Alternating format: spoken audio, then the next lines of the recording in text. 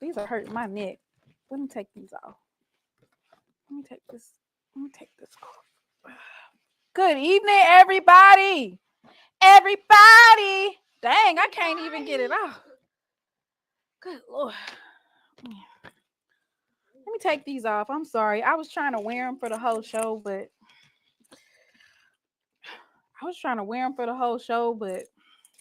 it hurts my neck. It hurts my neck. So,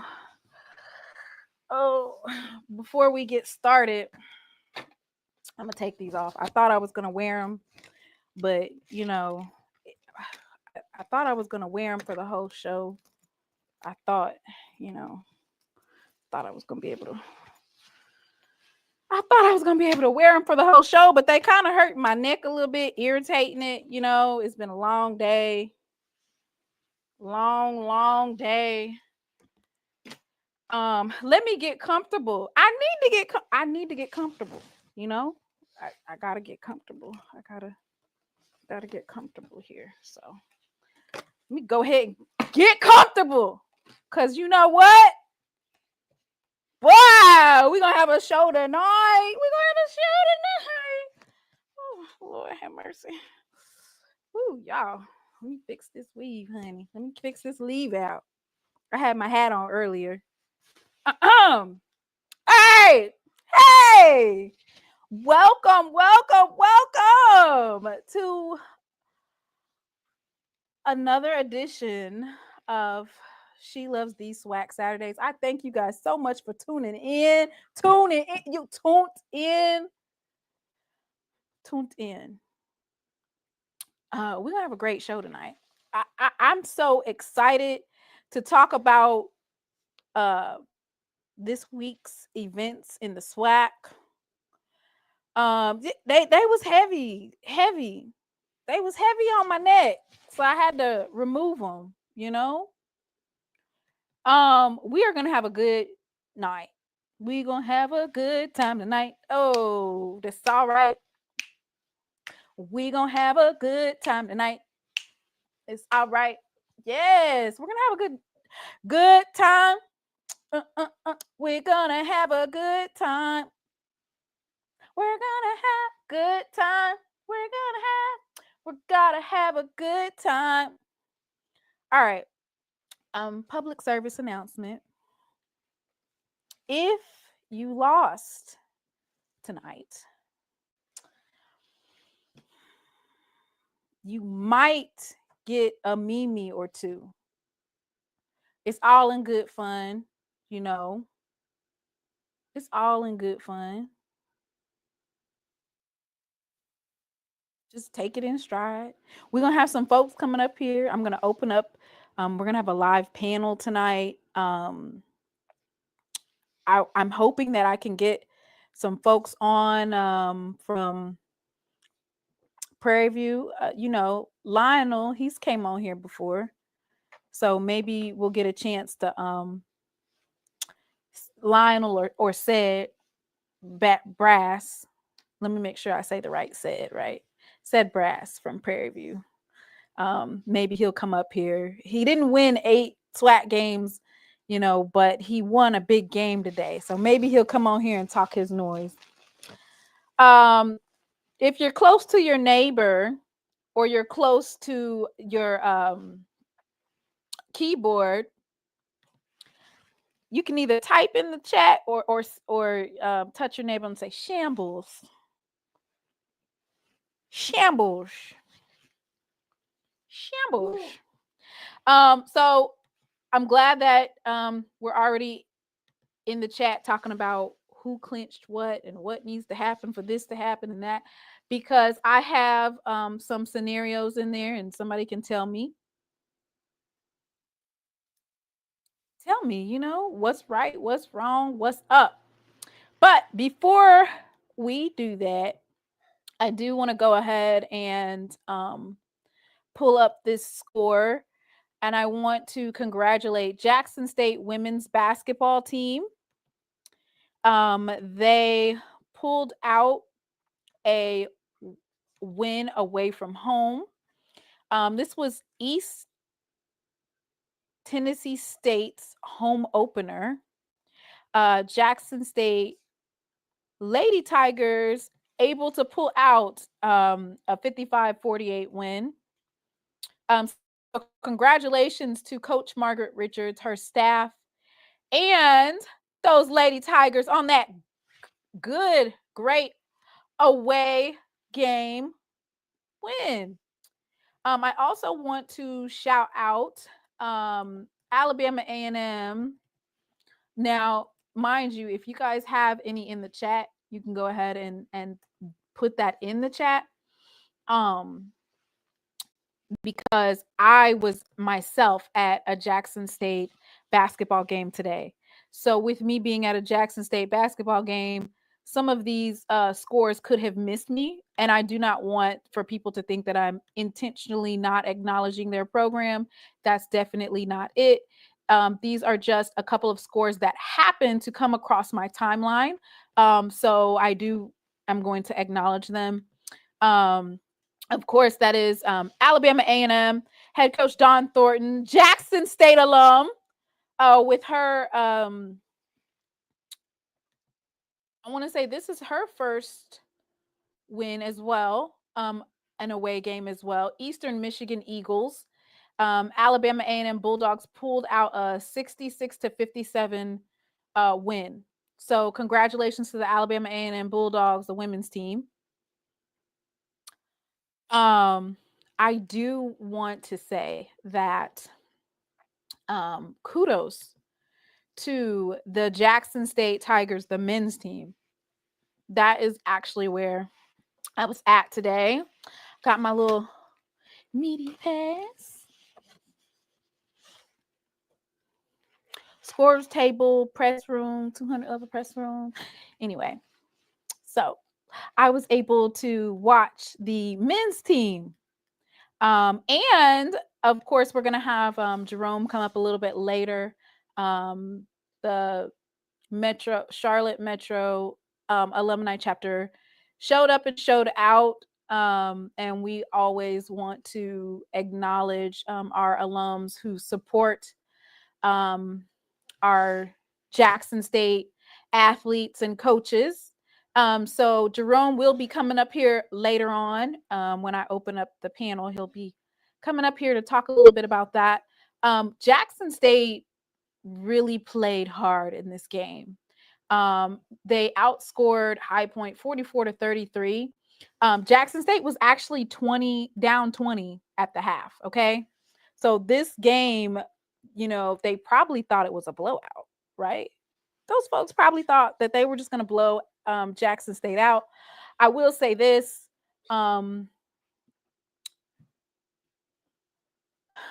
It got tricky the last couple minutes of the game. There was a lot of, and you know what? A lot of times people really do say that they're calling fouls, but they really were calling ticky-tack fouls the last 2 to 3 minutes of the game. So, but they came back, right? And they only lost by 9. A couple of things before we move into the main segment of our show that I wanted to acknowledge that I actually saw because I saw this game was Romel Mansell. He had a high of 22 tonight. Just amazing play from him. Okay. Mansell was 10 of 13 from free throws, 6 of 12 for field goals, 4 rebounds, 4 defensive rebounds, 3 assists, 1 steal. And he had a total high today of 22 points. I'm excited to see the season because we haven't seen the whole complete depth of the team. There's still some players that did not play. And we're in football season, but basketball season is starting.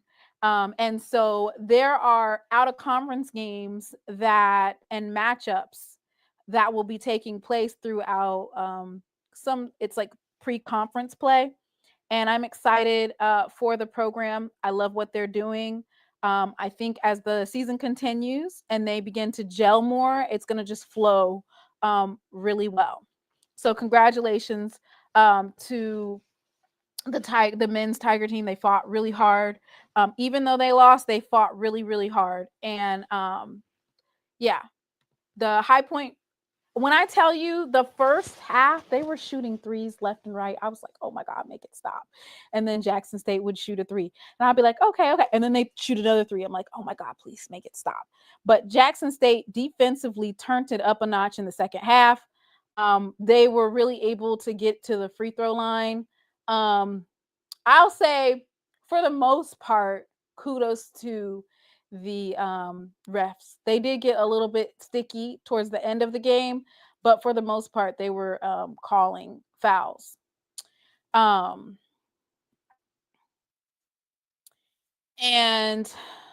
anyway, High Point is a really good program. They were in the CBI championship last year and are predicted to finish first in their conference. And Jackson State was tuggling with them, and they were at a home game, right? So there's that. Y'all comment in the chat. Which game should we start with? Which game should we start with? Let me see. It's looking like it's gonna be this in a couple weeks, eh? Looking like it's gonna look like this in a couple of weeks, huh? Wait. Don't want to move too fast. I don't want to move too fast. It's a couple folks that was looking like this today. And Dre would like for me to point out that Margaret Richards beat Dawn Thornton last year. I'm not ignoring it. Oh, okay. He must be talking to Jay White. Well, let me put that out here on the screen. Y'all over here going back. I love it. We can transition right between it. I ain't seen nobody drop. Which one are we starting with? Who we starting with? I don't see nothing in the chat. We must not be finna talk about it. I'm excited. Boy, when you think something is clinched, or when you think like, okay, all I have to do is this, and that. Haymakers today. A lot of upsets. Miss Bonnie said JSU. Uh-oh. Said you coming up here to talk your noise? Is that where y'all want to start at? Okay, so a lot of people are saying, like I said, I was watching the men's basketball game, and then I went to watch the Jackson State game. Somebody said that there was some fighting going on. Y'all send me the link on Twitter so I could pull it up. Who was fighting?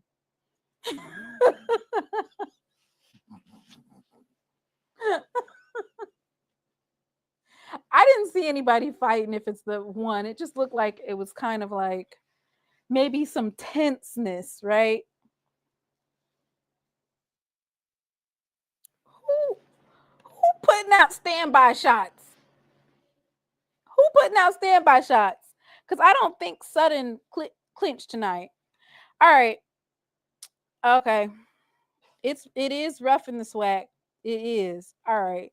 Let me just go ahead and pick one since I ain't getting no type of wave up in here. Boom. I hope I got the right teams on here. I was rushing. Grambling State versus Alabama State. As they say, strange things happen in the hole. Strange things happen in the hole. And it looks like, to me, let me see what this looks like. Okay, there we go. Anyway, let me look at this. Let me pull up the stats. Because what was said, I want to say that the formula was if Jackson State loses against Alabama State and Alcorn, it'll be a 3-way tie, or Alabama State will win out. All Alabama State had to do was win out the rest of their games. Unfortunately for Alabama State, they went to the hole. And as we all know, when you go to the hole, it's a different beast. And Grambling came out on top. Pure and simple. It looks like the game started off slow. First quarter, they both only scored 3 points. Second quarter, Grambling scored 7 and Alabama State scored 17. Now, I'm surprised that Alabama State was able to score 17. The third quarter, Alabama State scored another field goal. Grambling in the fourth quarter with 14 unanswered points to win by 1.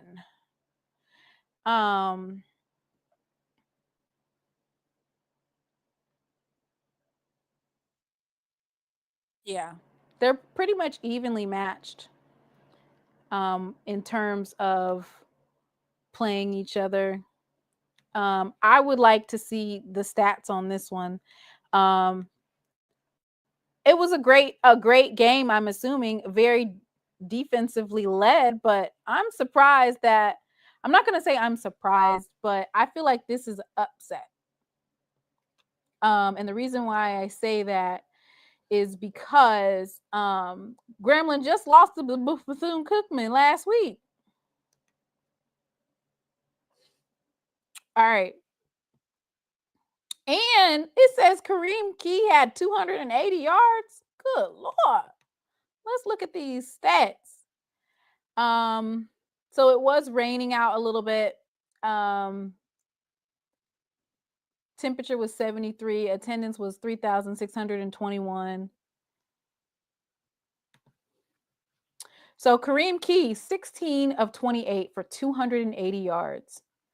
He did not score a touchdown or interception. And his longest throw was 75 yards. So that means that they were rushing.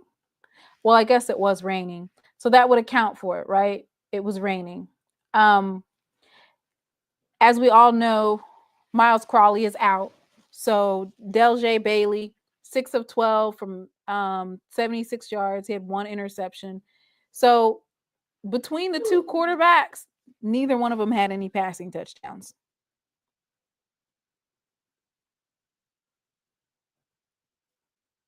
Neither one. And it was raining. I thought it wasn't raining in Jackson. I think it was raining.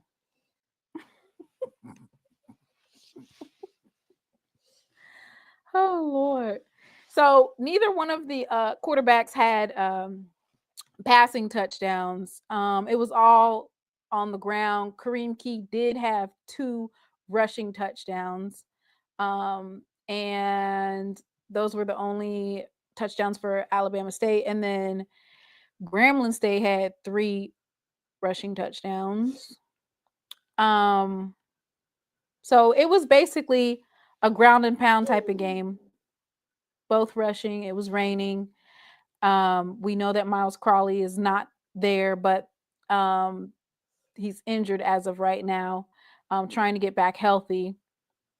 Rico Dozier and James Burgess, the 2 top defensive players on Alabama State team, are at the top for assists and tackles. They just weren't able to pull it out. Ooh, I have Traquan Thomas on my fantasy football. Let's see what he did. He has 1 tackle for loss for 4 yards. Good. That's good. I got him on there. Anyway, so there's that. Thoughts, prayers, and sorrows. I didn't say they were a bad football team. I didn't say they were a bad football team. I just said that Miles Crawley is not currently, their QB1 is currently injured. They lost against Bethune-Cookman, though. Not saying it's Bethune like that's a bad thing, but Bethune-Cookman has been struggling. And it looks like they found their ground with Grambling, and then they tried to beat Southern. And Southern, y'all stay going into overtime. I'm going to call y'all the overtime Jags.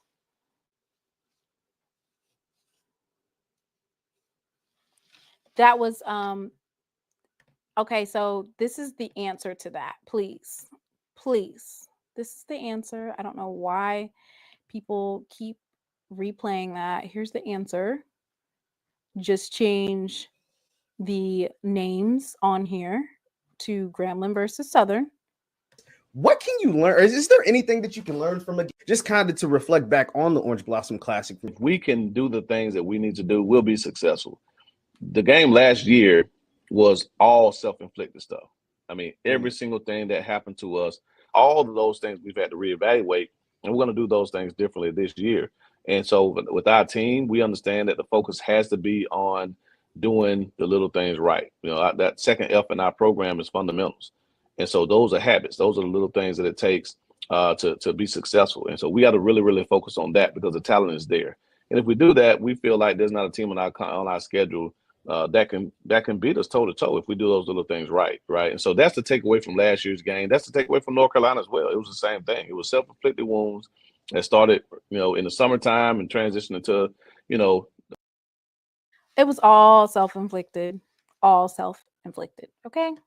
So we don't even talk about the Grambling game. It didn't count. It was out of conference. It doesn't matter. It doesn't count. It doesn't count. All right, what's next? Who next? Is Lon on here? Is Lon on here? I wanna make sure he's on here when I do that. Okay. Let me know.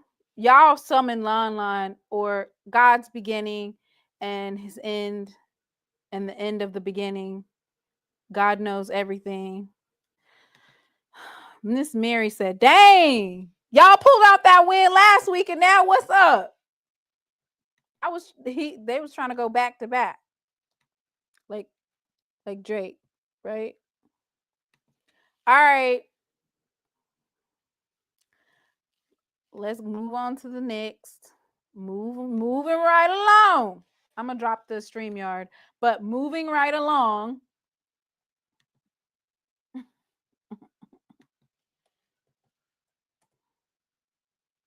We got, of course, none other than Sudden. Boy, they are fighting hard for this SWAC championship. They not playing. Y'all other folks are playing in the SWAC West. They here to handle business, okay? Business. Even though they be going over to overtime. I think they've been in, I think that's a record, right? I think you guys have been in 12 or 13 overtimes, right? You had that 5 OT. So how many overtimes have you guys been in? Is it 12? Yeah, where's Ezra at?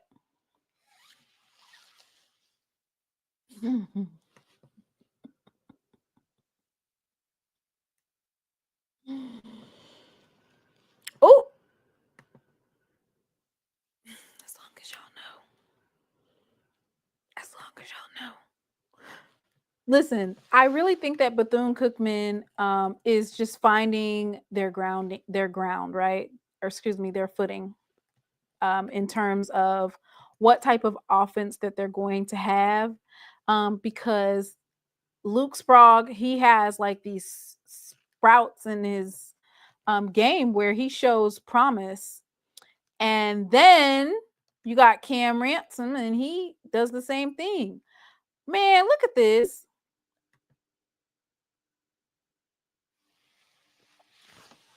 Wow. I don't even understand how this works.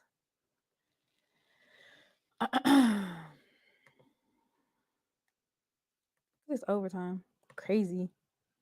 All right. You see how it says in the fourth quarter, Bethune-Cookman scored 7. Southern Jags scored 10, which means Bethune-Cookman must have scored a field goal earlier in the other quarters.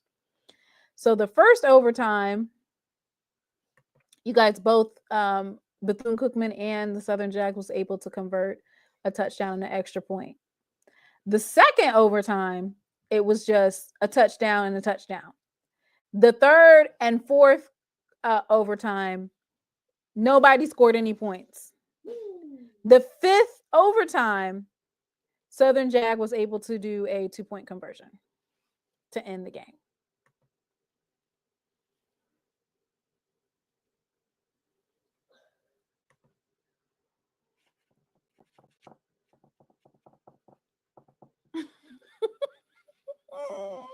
Y'all are cutting up in this chat, and I'm just gonna mind my business.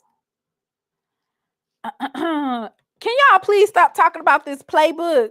Lord have mercy. All I see is y'all in here talking about who done exchanged whose playbook. Why y'all over here saying y'all got Valley playbook? They went and got FAMU's playbook and they made sure Bethune had a playbook, but they fumbled the bag over there on Southern.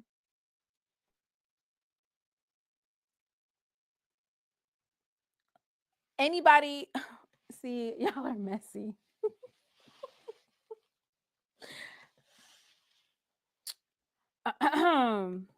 Messy. But that's crazy. Oh my gosh. Why did they? That's a close one, Southern.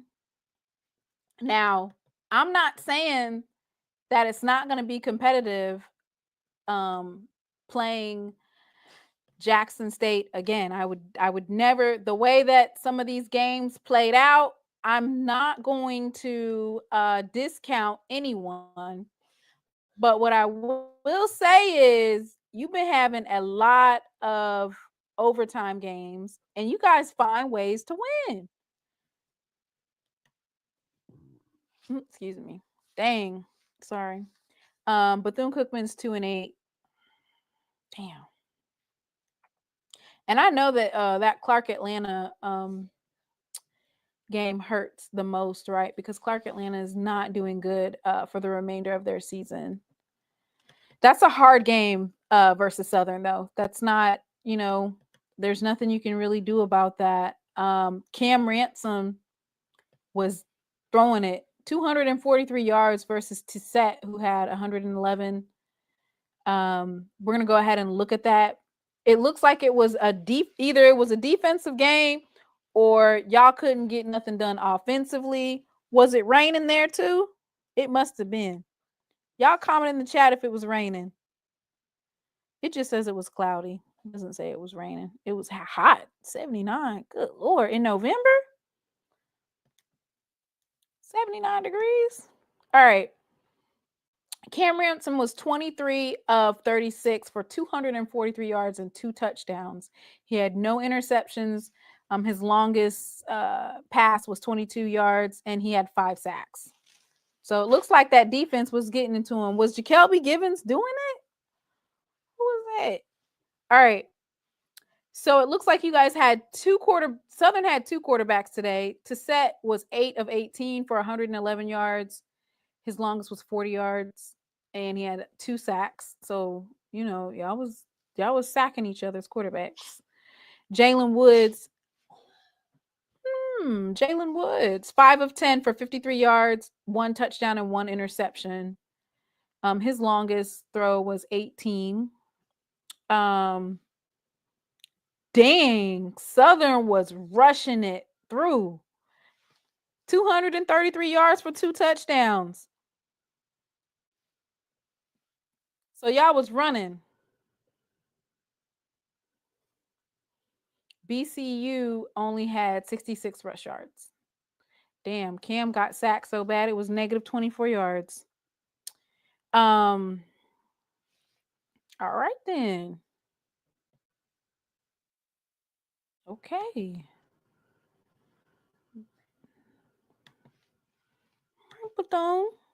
We got something for JSU. What y'all got? Hot, humid, and muggy. It's raining in Baton Rouge now. Okay, so we see a lot of rushing. But you know what? Congratulations, Southern. Congratulations. I'm not going to hold you.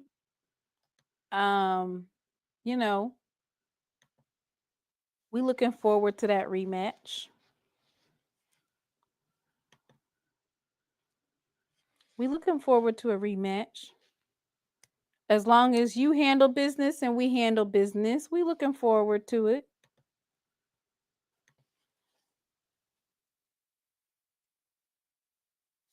You said you're gonna take yourself home and get a nice bowl of gumbo. Why do you keep saying that when I put that up there? It's a Jaguar rug. What you thought? We ran over you the first time? What you thought?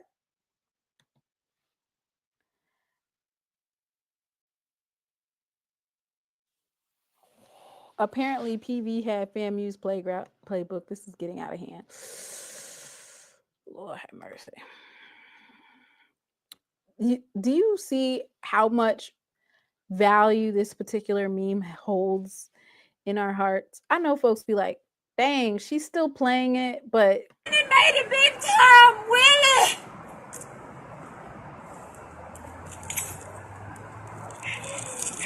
Willie! Willie! He got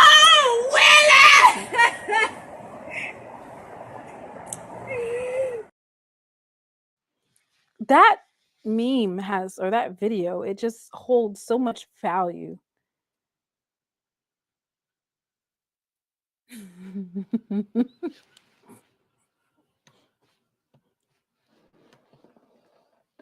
Oh no.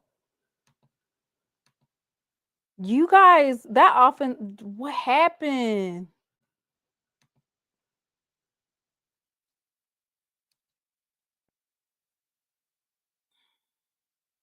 Oh my God.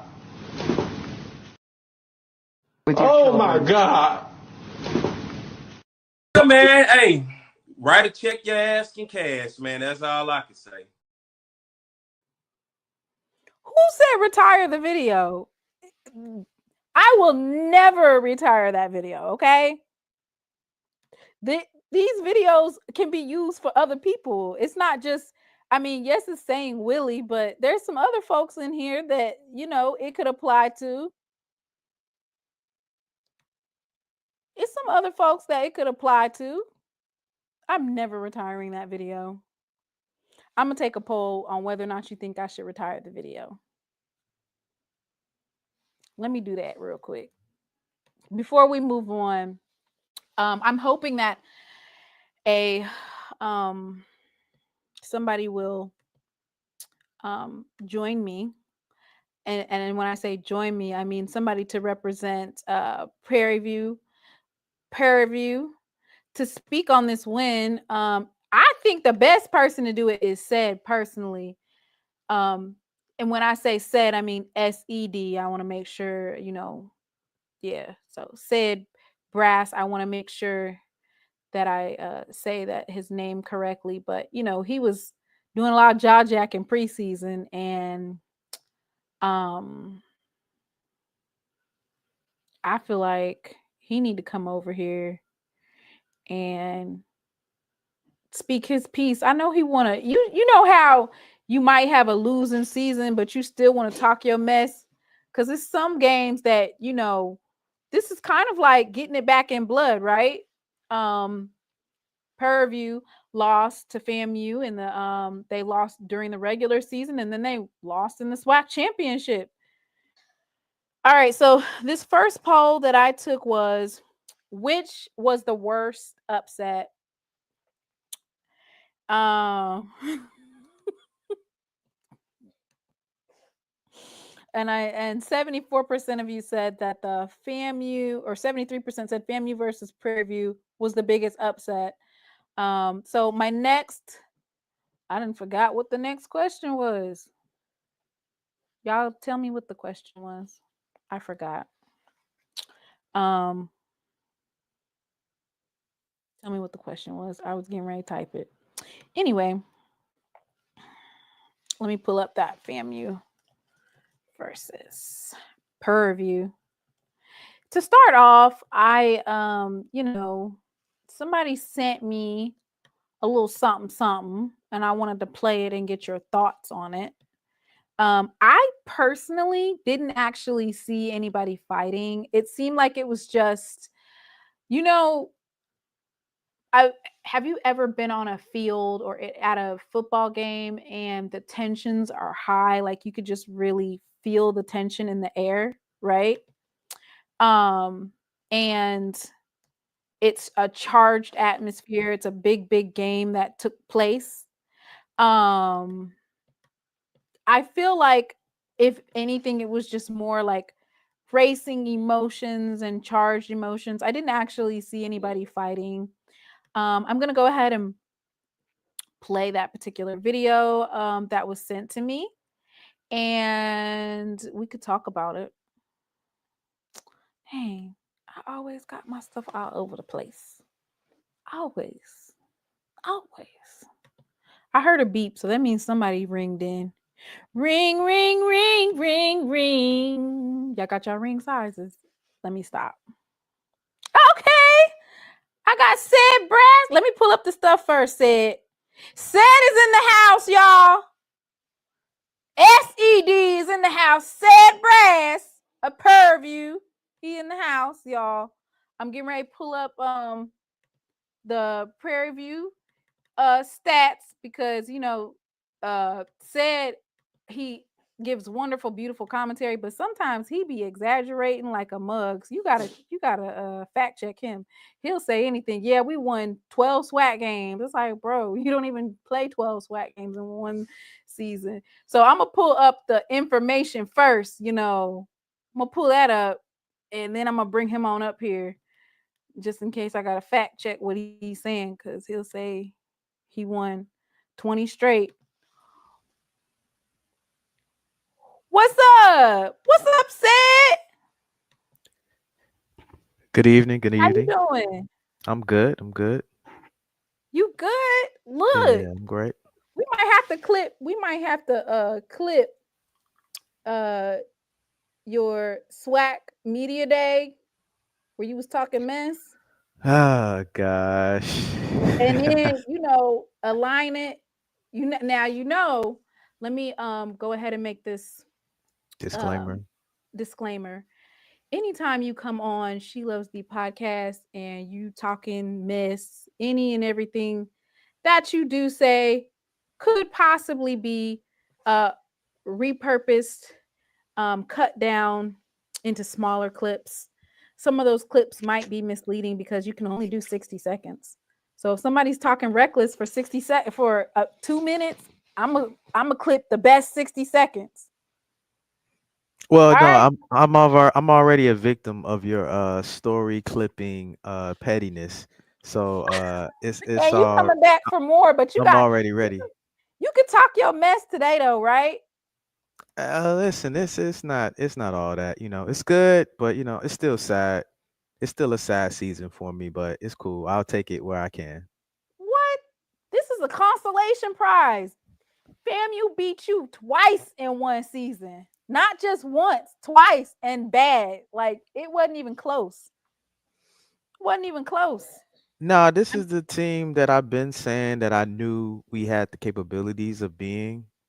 It's just a little too late in the season, but we get to play the spoiler, and I think it is, much to your earlier point, a redemption story for us, at least to keep the locker room intact, keep the recruiting cycle intact, and make sure that we don't lose the full locker room and the support of the team and the coaches. So for that purpose, it's a win. But still, as a fan, I'm a little disappointed. The losses we took this season, we should not have taken, given how we Which performed. loss do you think you shouldn't have took?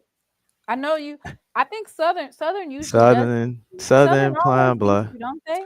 And Southern, we shouldn't have lost the Southern game. We shouldn't have lost the Pine Bluff game. Ooh. That was the nail in the coffin for the season. Mm-hmm. And then we shouldn't have lost that Texas Southern game.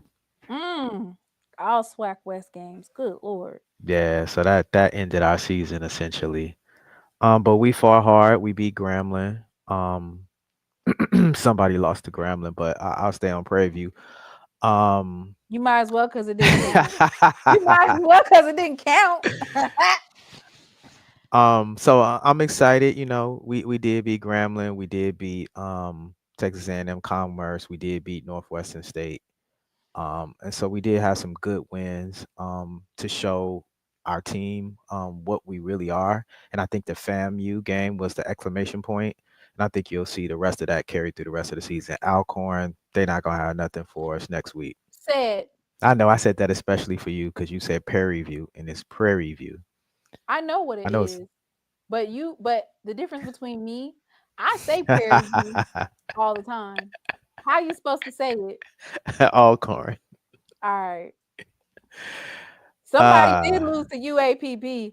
I ain't gonna say no names, but it's one of us that's talking right now. But yeah, I already said that. We lost to UAPB, and that was it. That was the season. And unfortunately, even then, the Southern game makes it even more important, because even if we did win the UAPB game, we still be trying to look for Southern to lose 3 games this season, and we still would be out of it, even if we did win the UAPB game. The Southern game is the one that hurt the most. How bad did it hurt? Really bad, because we really hate Southern. Really bad because, and it was a home game. Our offensive coordinator is over at Southern. We have been crying about firing our offensive coordinator for years. And he went over to Southern, and the fact that he the fact that he beat us in his first return back to Prairie View, he definitely had to be laughing at that one. Dang.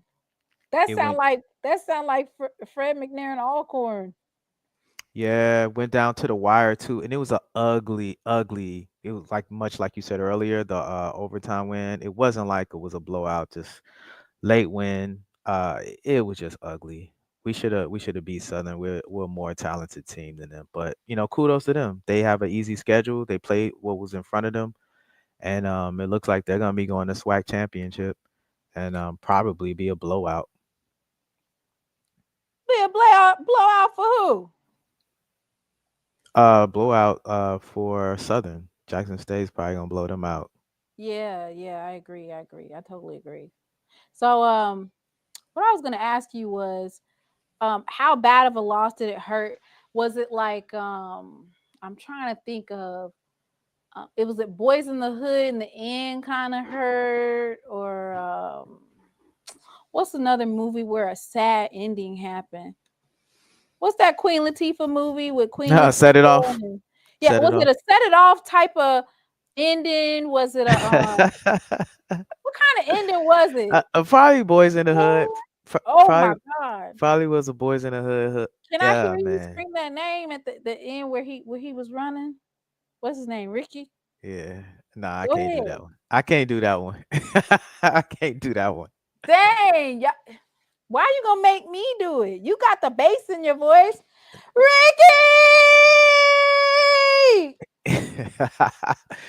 Nah. But not being too sad. If you really watch this game, oh my God, it was it really shows the talent on Prairie View team. If you watch this game, our wide receiving core, our starting wide receiver Savage didn't even play, and we still, put a really good receiving yardage up on FAMU. They didn't have no answers for our receiving core. Go ahead. I'm listening. Our running back core, they had nothing for Lamaje McDowell. If you go and watch, whoa, say his name again. Lamaje McDowell. Hang on, let me go to this individual chart. So you had Jaden Johnson. He wasn't a leading rusher, but he no, had the I'm talking about your quarterback, right? Yes, correct. 12 of 16 for 193 yards, 1 touchdown, 1 interception. The longest pass was 70 yards. Okay, and 2 sacks. Woo! FAMU done went through it. Are they going through? I see 3 quarterbacks on here. Correct. Okay, Junior Maritovich was 16 of 29 for 150 yards, 1 touchdown. Dang, your DBs got handles like that? Was it raining today? Nah. I could have sworn you. I'm gonna be you truthful. came up here in the beginning of the season and said your secondary wasn't like that. They not. But I'm gonna give them their credit in this game. I'm very overcritical as a fan, but I gotta. I can tell you can't even be damn happy for a win. I cannot. You sound like some of the Jackson State fans. We the same way, but we ain't got. You can't say nothing now. What can you say? Yeah. You guys, at least y'all won. Oh, we won. So prayers to Daniel Richardson. It says FAMU quarterback got hurt and he acting like Prairie View was just NFL level today. Nah, we was putting up. No. We was beating the brakes off of them before he got the concussion, and the concussion was on a sack. Like we was beating the brakes off of FAMU. Oh my gosh. Well, prayers to Daniel Richardson. He's a tough quarterback, right? So you guys were playing really physical ball. Was it raining in Prairie View? Beautiful weather, 70 degrees, no excuses. PV just came out ready to play. They just had a chip on their shoulder, right? We had a chip on our shoulder. It was a lot of noise talking. I remember how much noise that Tallahassee, when I went to that game, it was just mad noise talking that entire game. And it was redemption. Our team was ready and revved up. I don't think that FAMU was ready for PV to be motivated to play in this game. Do you And think that FAMU underestimated you? absolutely. Okay. Absolutely. It's a So somebody video. in the chat said that he does not have no damn concussion. That's what they No, said. well, that was what the announcers reported. Oh, The announcers reported that it was a concussion. It was concussion protocol. They reported that at halftime. okay. Okay, well, they're saying Um, no, which of course, you know, when that's your team, you don't want to have that type of injury. Daniel Richardson is paramount for their offense. So there's also another quarterback on here, Bryson Martin. he only played one snap, literally one Okay. snap, because the what's his name, Maratovic. Mhm. He got tackled and his helmet came off. And the rule is if your helmet comes off, you have to sit out a play. So it was literally one play that Martin guy came in.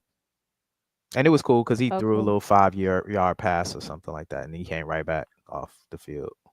Okay. Well, it looks like rushing wise, you guys were evenly matched with rushing. Levante Somerset, Thad Franklin, Kelvin Dean. Of course, those are three of the top I think folks on FAMU's team in terms of rushing or making plays. I do see Lamaje McDowell, Chase Bingman. Is that how you say it? Oh, Chase Bingham. Yeah. He had 7 attempts for 69 yards. Yeah, Net absolutely. 68. But So it looks like it looks like you guys have a team, right? That you can build up off of. FAMU's receivers, they was definitely spreading the wealth, right? I see 1, 2, 3, 4, 5, 6, 7, 8, 9, 10, 11, 12 nah, receivers on here, or receivers / running back / tight end, because I want to say Kobe Gross. I want to say, I thought he was a tight end. Maybe not. I'll just say congratulations, right? So where do you go from here? like I said, I'm glad that we have a base. And that's why I don't have there's no love lost when it comes to FAMU, because in that championship game, our quarterback got hurt. We didn't get no excuses. Hey, we didn't have our quarterback. Even this season, we lost our starting quarterback in the first game of the season against Texas Southern on the first drive. So I don't have any sympathy for FAMU, because Prairie View has been our quarterback now is our third string quarterback. Jayden Johnson is not even our starting quarterback. It's our third string quarterback. But I will say it's a lot of hope because our quarterback was out the first game of the season. He has a medical exemption, so we have a whole nother year of eligibility for him for next season. The recruit we got, Coley from University of Houston. So we got a lot of hope. I'm glad we beat FAMU. We can keep the locker room in parity intact. Also that Bingham guy, Chase Bingham, is a freshman. Wait, that's a lot of hope. That's a lot of hope for the running back future. I thought he was going to be a well-kept secret, but Well-kept secret. because amongst Texas, people know. Don't quote me because you'll clip me. I don't know where Mr. Ford at. He Don't might have quote. looked at the Clark Atlanta game and went to bed early. I think that kid Bingham rushed for 2,000 yards last season in his high school career. Well, it ain't a in secret Texas. no more. You done let the cat out the bag. The Panthers out the bag. So we were supposed to be redshirting him. I don't know if he's still under the qualifications of redshirt. But I'm really excited about our future with Chase Bingham, Coley coming back next season. So we have 2 years of eligibility for him. And we got some studs in there. So Prairie View, shout outs to PV. We ain't going nowhere this season. Unfortunately, look like SU has got the red carpet to the SWAC championship, but we'll be back next season. You said who? Southern Southern has the red carpet where? It looks like they're gonna be going to the SWAC championship. Oh, okay. Yeah. They don't clinch it, but I think they have to, because in order for them to clinch, UAPB had to lose and Alcorn had to lose, and Alcorn won today. So I think they got one more week before they clinch. Yeah, we'll be Alcorn next week. They'll. Oh, really? Oh yeah, definitely. Score gonna be? It'll That be sound like similar. music to my ears. It'll be What? similar to this. Oh, it's gonna be belt to ass. Yeah, it'll be similar to this. Okay. You heard that? You heard that? Alcorn said Now Prairie make View a clip. team. Make a clip out of that. Make this a clip. Go ahead. Make it. You said that. Go ahead. Oh yeah. Next week, Prairie View will beat Alcorn. You heard it here on She Loves Thee. By at least. What's At the least. predictions? Give me a score. Give me a score. 28-14. Well, so I do have an automated response for that. I got something to say. I have an automated response. I got something to say. Yeah, we own Alcorn. Y'all hired some homegrown talent. I'm proud of Jackson State. Everybody give me a round of applause. Everybody just give me a round of applause. They hired some homegrown talent. And got a homegrown ass whooping. That's a homemade ass whooping. That ass whooping from scratch. Okay? That ass whooping went out the box. That ass whooping came from scratch. Them folks told you last year, I hope you put me on homecoming. Them folks told you what they gonna. See, it's one thing to sneak up on me. If you're gonna sneak up, I lost to Texas Southern last year homecoming, right? I didn't see that coming. They snuck up on me and they beat me. Them folks told you, if you put me on your homecoming next year, I hope you put me on your homecoming. You dummies did it. You did it and got your ass whooped. Okay, so we're gonna see. We're gonna see if Prairie View pulls it out against Alcorn. Yeah, it's a home game again. You got that home court advantage. Yeah, home yeah, it's all good. But we own Alcorn. We own them. They went to their house last season. So you Alcorn's daddy? You can say that. You can say that. Pops, daddy. Yeah, you can say that. I'm that baby daddy. I don't want to say it. I want you to say it. Yes, I'm that baby daddy.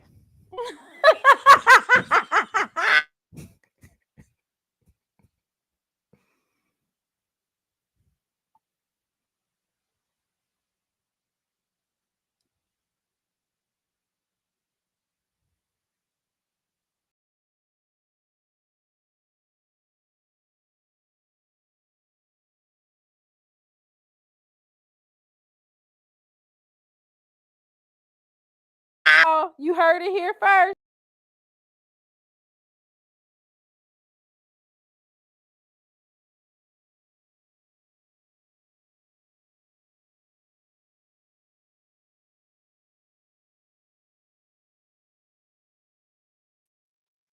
Can y'all hear me? Oh, okay. Talking all that shit down. I Don't do. be over there talking all that shh. It got my stuff shut down. They said, you got too much dip on your chip. Let me make you exit up out of here and re-enter. That was crazy. I thought it was me. No, it is you. You over there talking all that mess. No. You know what happened the last time you talked all that big boy stuff and winning 8 games in the SWAC and all that? Somebody did. Somebody stole the live streams playbook, y'all. Somebody got me. Oh, that's hilarious. They got me, y'all. They got me. That's hilarious. All right. Well, thank you. I want to thank you. I want to thank you for coming up here and giving us your spiel. Nah, no doubt. Thank you to JSU as well. I did hear that you guys sent the playbook over to PV, so thank you. We appreciate that. The playbook, that blitzing and getting him up out of his pocket.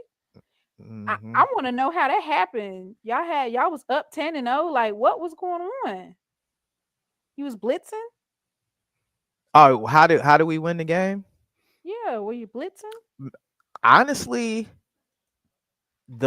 our offense was so impactful. It was demoralizing, FAMU. You could see the steam out of them. The one run that Lamaje ran, it was like Terrence Henry. He broke the hole and literally trucked over. The whole stadium went, ooh, like go look at, I'll send you the link. It's literally Send me the link. It's literally a running play where Lamaje McDowell runs through the hole and totally trucks over the FAMU player. Then another player Why? comes Because they soft in the middle? soft in the middle, soft on the line. Our D Ooh. line was getting to the quarterback. I think we might have had 4 or 5 sacks that game. Just Can a you? full. I forgot. Before you get off, I forgot. I need you to explain what was going on in this particular video, please. Here we This go. video evidence. You know, as a journalist or a podcaster, HBCU podcaster. I'm not a journalist because I'm not writing nobody's articles. As a podcaster, we bring you live and direct things that have happened during the game. Shout out to the real HBCU Band Uncut. Can you please explain to me before you leave what happened? What's going on? It's what you said earlier. It wasn't technically a fight. From the reports I got, the band was playing and it's right by the visiting team's locker room, and they just was talking a little noise, and they got in front of the band and started talking some crap. One player did try. Go home. Go Yeah, home. exactly. Go home. Exactly. Go home. Exactly.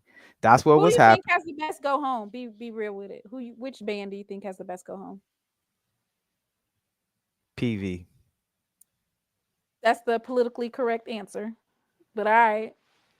Thank you for PV. clarifying that was, you know, much to do of nothing. It wasn't. It Then wasn't. if you do beat Alcorn next week, you might have to come back up here because y'all making waves. Y'all making head waves. You might be still in it. Yeah, I put it in I put the Facebook link. I don't know if that's public or not. I put the Facebook link in the comments to the truck that I was talking about. I don't know if you got Facebook connected to your stream. Yeah. Hey, Mr. Ford. Let me go see if I can you hear me? Hey, look, Hey. Mr. Ford, you can't be coming up here when it's close to your bedtime now. I know it. You're going to bed early. Yeah, you're right. You done came up over here late. Yeah. You're going to start some mess and then leave. You ain't going to start no stuff tonight, are you, Mr. Ford? No, I ain't gonna start no messes. I started out. I already put you. Hey, Miss Whitley. Go ahead. What'd you say? I was just I watched Albany State and Fort Valley. I watched maybe a little bit of the third and a little bit of the fourth quarter of FAMU and Prairie View. And then I heard the shocker that Grambling beat Alabama State. I can't believe that. What? You can't believe in your team? Yeah, I just thought that. Send it to me again and I'll play it. I thought Bama State was rolling. I didn't think we could handle them. Dang, you don't believe in Dooley and Mickey Joseph? Hey, and then what about Southern? Southern played 4 overtimes or 5 overtimes and won? 5. 5 overtimes. That's the OT Jags over there. Yeah. They done played more overtimes than the SWAC combined, probably. Yeah. Outside of the actual teams that they were playing against. And then I saw y'all future opponent in that Celebration Bowl. You know, I watched a little bit of Howard and South Carolina State. Yeah, I saw a little bit of that. Eric Phoenix was going off, wasn't he? Yes, they look good. They I look know good. my HBCU fantasy football team about to do numbers. I know it's about to do numbers because I had Irv Mulligan Yeah, I as heard my he went one off of my today, running huh? back. Yep, 175. I want to say he had 2 touchdowns, maybe. I know he had 175 yards. And then Eric Phoenix, I know he went off. That score from Howard looked depressing for the Bison. Oh yeah. Oh, yeah. We getting ready to get into this Jackson State game. If y'all got some questions for Mr. Ford, drop it in the chat. Where's Jerome Yeah, at? yeah, Mr. Ford. I just want to tell you. I know you was high on Coley from Prairie View, the U of H guy. That Yeah. got, we declare him on medical red shirt Okay. injury, so we got a whole year of him on still eligibility for next season, and so we got him for 2 more seasons. That's Oh, if he doesn't hit the portal or nothing. But What? Because that guy, what's the guy you played tonight? Is it Caden Johnson? Jaden Johnson, Oh, he looked good. Jaden Johnson looks good. yeah. He looks good. Y'all got some people. It's gonna be tough. Honestly, I don't know what we're gonna do between Cam Peters, Right. Jaden Johnson has come through the second half of the season, and we still got Coley, a whole nother year of eligibility for him. So it's gonna be really tough for us next season. I think we might lose one of them to the portal Okay. for next Okay. season. Yeah. The kid that played tonight, you said Jaden Johnson? Yeah, he was our third string quarterback. Now, where is he from and what's his classification? He's from Memphis, and I believe he has one more year of eligibility. Oh, he looked really good today. He carved Fam up tonight. oh, Yeah, he carved him up. Yeah, it was. I think a lot of it was Wheaton. I think we finally saw the skills and ability of our offensive coordinator. Yeah, you're right. It really showed You're up right. today with a Yeah. game plan, the motion. I don't think Right. they didn't know what we were doing on offense. We were running a lot of motion in the backfield for the running backs as well as the receivers. Oh yeah. This was Oh the yeah. most I've seen the offense together, knowing the plays, running the plays, pace. So I thought it was really good for our offensive coordinator Wheaton to kind of really shine through and us to finish the game just on the ground. Just ran the clock out. Yeah. FAMU loading the box. They had no answer for our running backs at the end of the game. Now, you had one running back was really special today. What was his name? I was telling Timona it was Lamagier McDowell. Yes, that's him. That one play when he ran over the guy. I thought I Oh put yeah. the link. I thought I put the link in there. It's a Facebook link. I don't see no Facebook link. Where are you putting it at? Put it back in the chat one more time. In the comments. Oh, well, Mr. Ford, what year is it? It's the year of the Tigers. It's the year of the Tigers. You know how many weeks it took me for you to say that? Huh? Do you know how many weeks it took me when we was starting out like preseason, week 1, week 2, week 3, week 4? You would not say that. Kept on saying. What? Listen, I was scared of them Rattlers then, baby. I didn't know what them Rattlers was gonna bring to the table, but the season, like they say, time would tell. You know what? I learned about rattlesnakes that they kind of like shake their tail. They shake their tail. They make a lot of noise, but they don't really be on that, right? They just sending out a warning because they don't really rattlesnakes don't really be on that. They shake their tail to puff up, so you'll leave them alone. So it was a lot of shaking, a lot of noise making, and it didn't really turn out to be nothing for this particular season. They're still building, of course. So I'm sure that's played a part. Right. Now you do know if I do show this running back play, you do. Oh no, I can't get in there. That's private. He was getting ready to show a clip of his running back. He want to brag on his running back. Oh, he was tough today. That McDowell kid was. The part I saw, he looked really good. I tried to tell her. Well, you know, FAMU soft in the middle, Mr. Ford. So let's not act like you know they soft in the middle. You can run through the red. We done gave y'all that playbook. You actually, you know who gave you that playbook? I want to say Norfolk State and South Carolina State gave you that playbook. Yeah, Norfolk definitely. Norfolk had me scared at the beginning of the season. Man, oh. Oh, they said Clark Atlanta's going to the SWAC Yeah, championship. and listen, they beat Morehouse, and listen to this. According to the box score from Tuskegee, their paid attendance today was 47,000. Wait, what? And they said the paid attendance at Tuskegee's homecoming today was 47,000. Tuskegee, y'all want to come to the SWAC?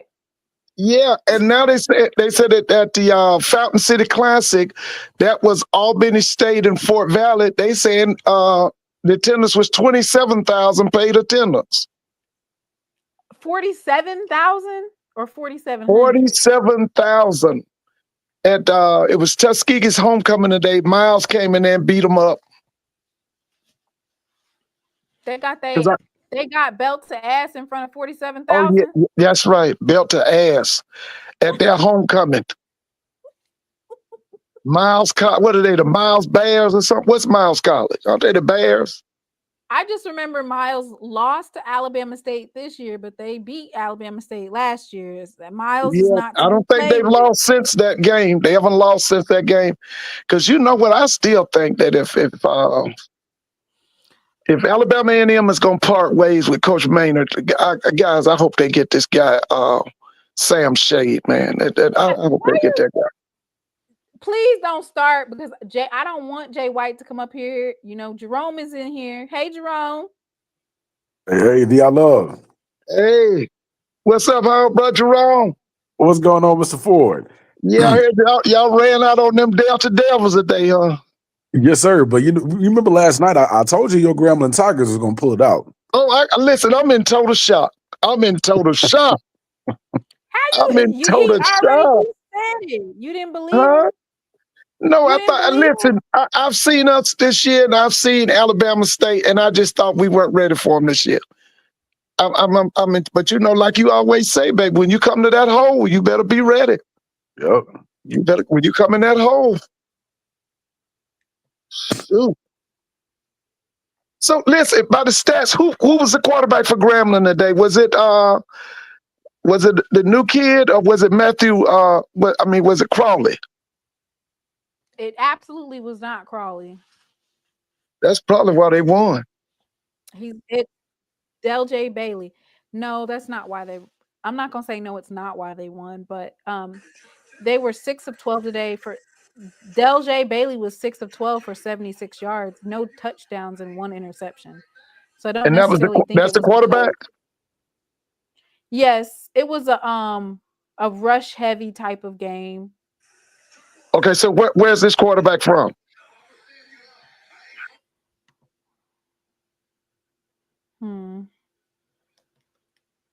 Here you go, Mr. Ford. I got you. And what's his classification? He's from Petal, Mississippi. He's from Mississippi. Yeah, that's a kid went to Ole Miss. Isn't that the kid that went to Ole Miss? 200 pounds, Petal, Mississippi. I think that's that kid that went to Ole Miss. Oh. I might be wrong on that. He went to Ole Miss. Did he come to Grambling from Ole Miss? I don't see. Let me look up, see if they have it. He doesn't have any information. Oh, it just says no. He just says he's 6'1", 200 pounds. He's a freshman from Petal, Mississippi. Okay. All right, Grambling going over there to get a Mississippi quarterback. Whoa. Right.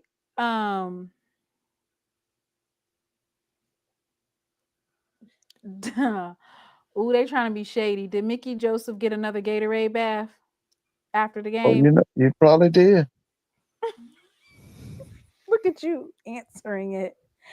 Jerome, you want to talk about today? You didn't Yeah, send me the picture of. You didn't send the picture of the whole chapter. You didn't send that to me. I thought I did. Or did I just send the one with you and David? Yeah, just me and David. Can you send it to the Facebook? Because my son has my phone. Okay, I'll send it. You saw Mr. Yeah. Ford, Bama State's quarterback Keys is a freshman, and he's been as good as they need him to be, not to be Superman, right? And you know, he got national recognition this week. He, along with your back his name Terrell. Oh, No, Travis Terrell. Travis yeah, Terrell. they got recognition as they could be freshman All-Americans. Yeah. Mhm. And they also played up Landy in the article I read, Landy, and you have a defensive lineman named Williams. Jeremiah Williams. Yeah, they played them up also. Where is EA? Y'all put an APB out for EA. That man be in everybody's chat and he be talking and he quiet tonight. Now EA represents the Rattlers. Who does he represent? Yes, yes. Do you have an email, Timona? Media at she loves, so the S on the loves, and then the, which would be 2 E's at the end, media at SheLovesThee.com. Sorry. Yeah, Mr. Ford. So you don't got no street committee tea about this. I can tell you one thing. That dude Cozy better go into Tallahassee at 12 o'clock at night when everybody going to sleep. Because them Rattlers gonna probably be pissed off down there in Tallahassee. You can believe me. He better go in when everybody's asleep down there in Tallahassee. Because if he don't, when he get there, they probably call a meeting. You can't call no meeting when we just they done lost to Prairie View too. They lost to Prairie View. Man, let me tell you something. Because see, at one time, the only team that had ever defeated FAM since they had been in the SWAC was Jackson State. Jackson State, yep. And now you're going to add Prairie View to that? Absolutely. Like I say, he better go in when it's 2 o'clock in the morning and them old people sleep. Because if not, they're going to summon his ass. Like they told me about that chat on a public forum, you know, tell them what they told me, which is make sure you got that chat. Subscribers only. Let me tell y'all a trick. Okay? Because I used it. So the trick is when you're doing a live, you get your quarterback club next whenever you have it this week. When you set up your live, go to your comment section and go to how long does a person have to be subscribed to your channel in order to comment, and make sure you put it at about I'll say like probably 10 to 14 days, right? Because people who are coming to troll you, they probably wasn't subscribed to your channel. So go ahead and just put it back, 10 to 14 days. That keeps out the people from commenting in your chat being messy. You can still have it on your public platform, and folks might be listening to you, but they're not going to be able to comment unless they've been a part of your channel. So that's how you keep all that down. Yeah, but listen, I like this guy right here. This is QLU22. Willie gone. Willie gone. What happened, Mr. Ford? Willie gone. How you gonna fix it? Hey, Willie gone. Listen, those alums are not playing. They already had one meeting where they said, how you gonna fix it? I'm ready to do it again. How you gonna fix it? You done messed me up to death this visit. I done called the police because I'm doing a refund. A refund is due unto me. Don't feel like I just been abused out here today. God ain't pleased like this. You can't do the Saints like this. Boy, I don't even know if I'm gonna sit out here till the police come. I'm gonna sit out here till the police come. Report. Yeah, they gonna sit out there till the police come. They at that Willie airport. gone. Willie gone. Willie gone. Willie gone. Oh Lord. Thank you, Rashawn, for joining us. Thank you for becoming a member of my channel. Whoo! Listen, this is what I will say. And that's why it was kind of like, dang, I as a coach, I love Coach Cozy as a coach, right? Yeah. At SWAC Media Day, he talked with me. I was making fun of him in his strike, right? Earlier in the season. It was just a running joke. But he's a great coach, right? Oh yeah. The problem with this situation is there's no room for error, and that's hard, right? Yes. There's no room for error. The way they're coming at him is like he's supposed to win Celebration Bowl or nothing. Right. This That's is what him. you're supposed to do, and that's a very, very high bar, right? Yeah. They don't even want to go to the playoffs. It's Celebration They Bowl want above. playoffs, Mr. Ford. Huh? They can't go. They No, got they can't go. No, Lord. They got what is it? Oh wait, they got 2, 3. They got 4 losses now, right? Overall. No, that's not why they can't go. They can't go because they got a game on Black Friday. Oh yeah, that's right. They got A&M. That's right. Jerome, did you send me the picture? Yeah, I'm trying to get it to load, but it's acting kind of weird. On Facebook Messenger? Yeah. Hold on 1 second. Okay. So Mr. Ford.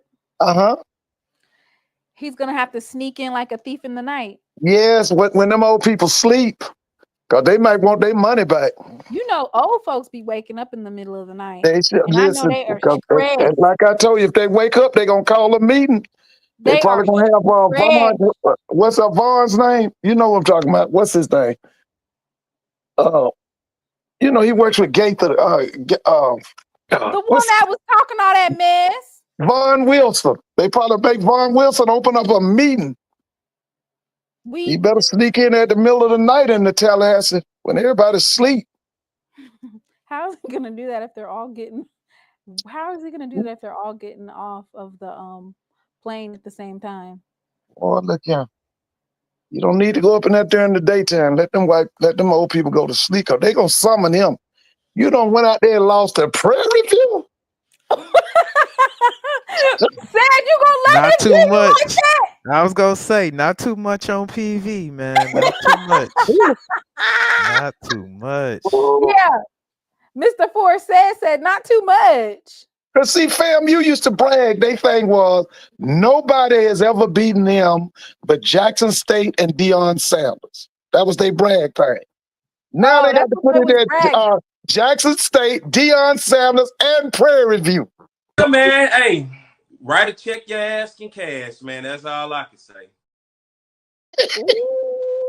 Ooh. Ooh. Well, look at you. Write a check your ass can cash, man. Baby, there you go. Ooh. Well. All right. So let me go ahead and play the song that matters.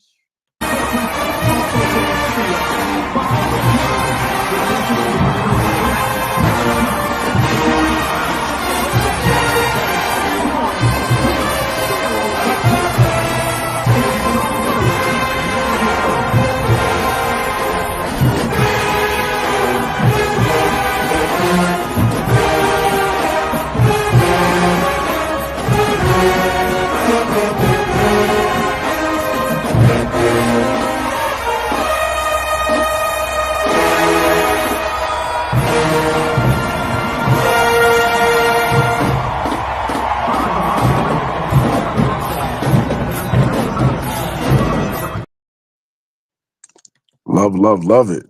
I was about to say, hey, can the human jukebox match that? Can they match that? They can't match it, can they?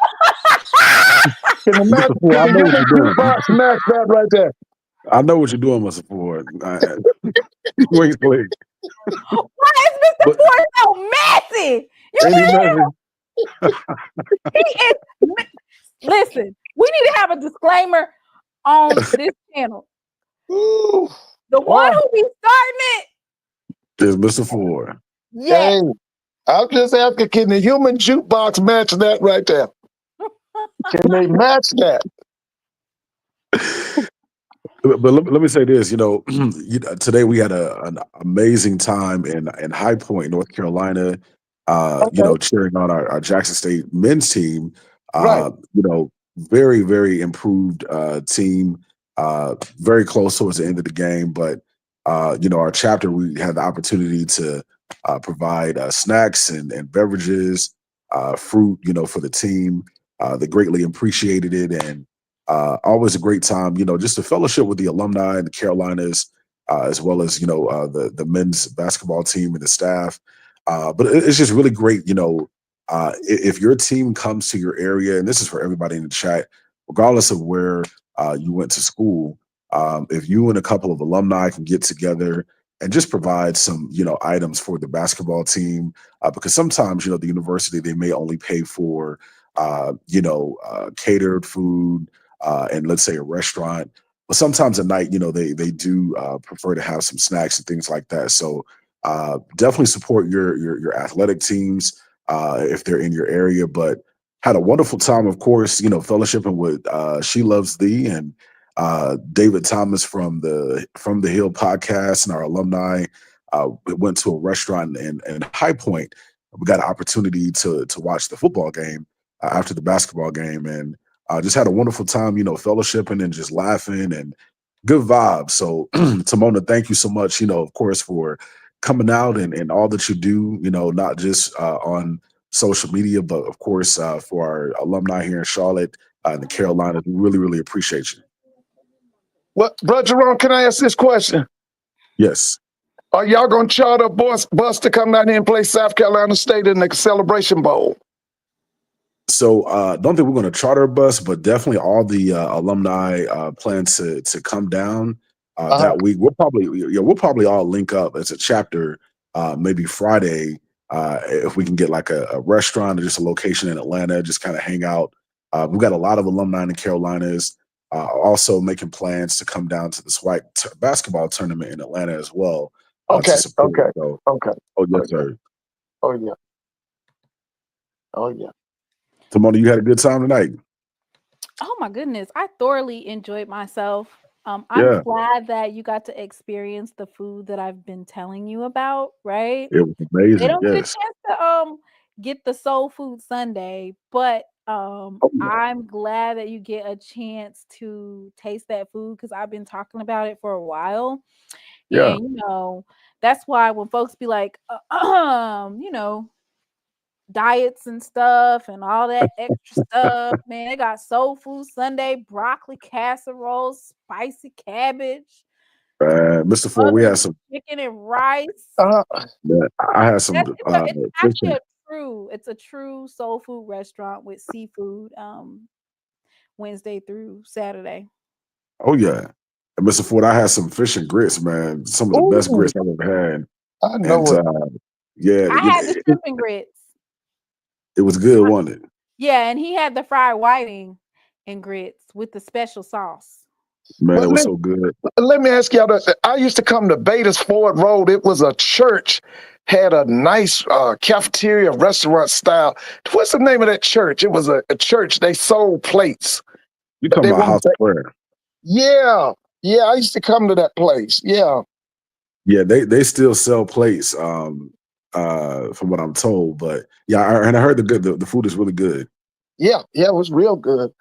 I hadn't been there since it's been so many years. Huh? Honestly, anywhere on Betty's Ford, you can't miss Right.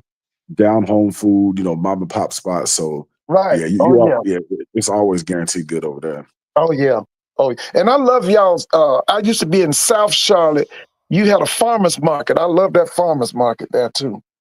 Oh yeah, and I believe they now got a black farmers market as well. Oh, yeah. So the next time you come, I'll put you on. Yeah. I have to. I haven't been to Charlotte in a while now. It's been some years. I was there when you were hosting the CIAA tournament. I used to love coming up there for that CIAA tournament. Oh yeah. And Mr. Ford, somebody asked, did the Marshall 100 go to Prairie View today? Did they make the trip? No. No, no, no. They got to get ready for when's the Florida Classic? I think that's the same week as the Soul Bowl. Yeah, like that's a week right. before That's the same week. That's right. So that's What about, you is that mean 2 they weeks gotta get away? ready for it? What you mean You they gotta know, get they gotta ready put for on the it? show. That's in Orlando. That's when all them rattlers come to Orlando. But why would you need to get ready for it in week? Because they listen, the big timers are coming. Tiffany Green and that lady. Remember they had a lady was she over You wait a talking minute. about Tiffany Green, the commentator that was at Jackson Tiffany State? Green, but there's another lady was really game? big in the communications industry. Remember, she was like a CEO of ABC or something. I think they. You remember, Jerome? You know what I'm talking about? Yeah, I know you're Y'all talking comment about. in the chat. Huh? Yeah, she was a CEO for ABC. I think she went to FAMU. That's right. Yeah, they see all of them come to Orlando. They got to listen. Okay. They got to look good at that Florida Classic now, because all the heavy hitters come to town. Saturday. Huh? The Florida Classic's next Saturday. Mr. Ford, what's gonna happen if Bethune-Cookman beats FAMU? What's gonna happen? Man, they probably take Cozy and hang him right there in Orlando. Hang.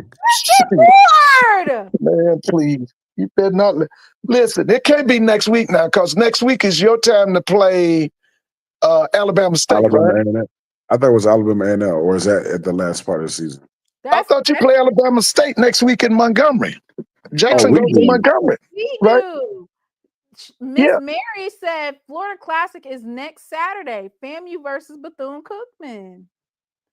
So did they move that game up a week? No, that game is a week before Thanksgiving. It is That's a what I week thought. before Thanksgiving. You need to look at your calendar, Mr. Mona. No. It should be like, okay, it's next week will be what, the 16th? What would next Saturday be? Okay, and then the following weekend is what, the 23rd? Yeah. So that FAMU, that Florida Classic is on the 23rd. It's that's the what I always Saturday thought. before Thanksgiving. So I'll say this. Zoe predicted that Alabama A&M is going to beat FAMU, right? I'm gonna tell you, I don't see FAMU stopping A&M's run game. Like what they did to what I heard A&M they did to showed out. Palm. Yeah. Yeah, what they did to Palm Bluff today, I don't see Yeah. FAMU stopping that. You're right. Where you asked think Doc they the got other all night. that? Where you think they got all the ability to run on UAPB? You think they got the playbook No, or something? I've always been impressed with, is it Eaglin? Because he's a Michigan. Yeah, listen, he's a Michigan State transfer. He's out of Houston, Texas. My thing with him, and I asked Doc this other night, is this kid ready to go to the NFL? That's the question now. I think he's got the skill set and the size. Like he's a monster. Yeah, because he's special. He's been special since he's been there at the heel. He's been special. I'm just wondering if he can make the NFL. If not the NFL, can he make Rocks League, or can he make it in Canada? Because he has a career that goes beyond the SWAC. Oh yeah. So before y'all start getting messy, because I know y'all like to, Mr. Ford like to ask some questions, and it ain't no telling where the show is gonna go. I mean, it just ain't no telling what's gonna happen. I wanted to talk about Jackson State versus Valley, because we had some glimpses of players now, which I said last week. I said this week coming up, we're going to see some players that we haven't seen. Coach TC is going to be trying some different things, and folks was like, no, he needs to play. They don't need to get rusty, blah, blah, blah, blah, blah. And sure enough, just as I thought, we got to see Nate Blount. We got to see Kobe Boykin. And what's his position? Those are the running backs. Okay, yeah, because y'all got a loaded running back room. I mean, man. Oof. Yeah. The future's them two little stars. It's one's name is Dupree, and that other kid is named Terrell. But that's the thing, Mr. Ford. Like, you didn't even get to see that Nate Blount and Kobe Boykin. Like, they're the future as well. But I'll just say this overall, like, we have a young team, Yes, you do. Yeah. Especially at the offensive line has a young team. Yeah.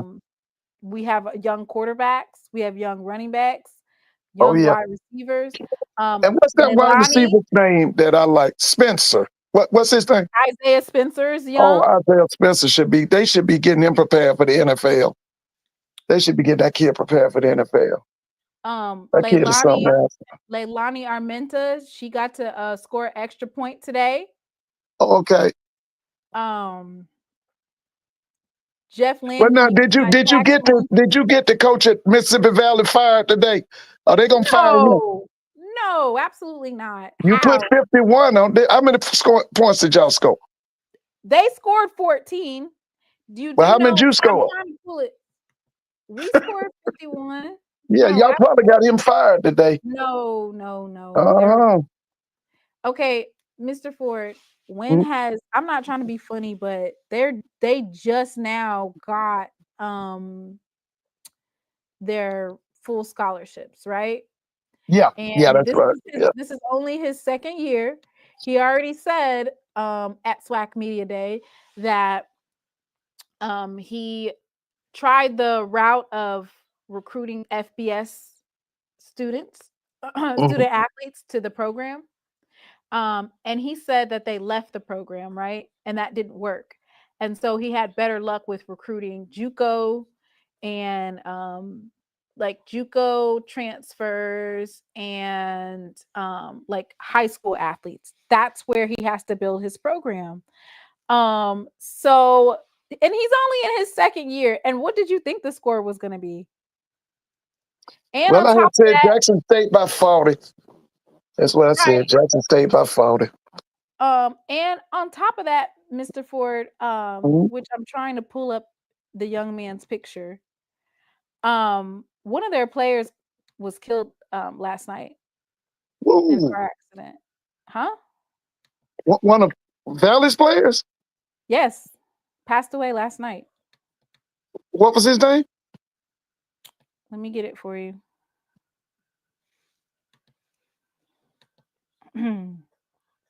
So can you imagine that you're getting ready to go to Jackson State? You're pumped up about, going, because you know that you're going to play hard. And you know that Valley always plays up to Jackson State whenever, and you hear that your teammate, who you probably was just practicing with, or that he was killed in a car accident. Right. His name is Ryan Quinney. Let me see it. Let me make sure I get Ryan Quinney. So I'm gonna go ahead and read his information. Ryan Quinney was killed in a car crash on Friday evening. Per a statement released by the institution's social media page, we're broken to share that our beloved student, Ryan Quinney, tragically lost his life in a car accident last night. Ryan was a bright light in our community with a spirit that lifted everyone around him. He'll be deeply missed by his friends, faculty, and all who knew him. During this difficult time, we extend our heartfelt condolences to Ryan's family and loved ones. Please keep them, along with his friends and classmates, in your thoughts and prayers. Let us remember Ryan's impact on our lives and honor his memory by supporting each other through this loss. He passed away last night in Yazoo City. He was a junior linebacker for the Delta Devils.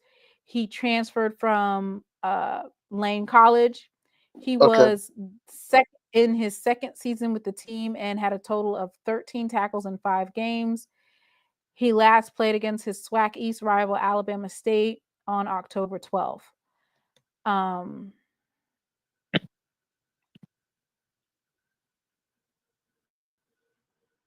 Yeah, so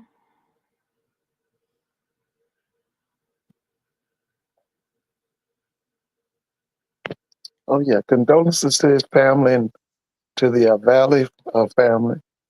Absolutely. Oh yeah. So just imagine how heartbreaking that is, to Oh know yeah. that you have Oh to yeah. go to a game and you still have to get up for it. So I commend Valley's team because that first half they were playing hard, right?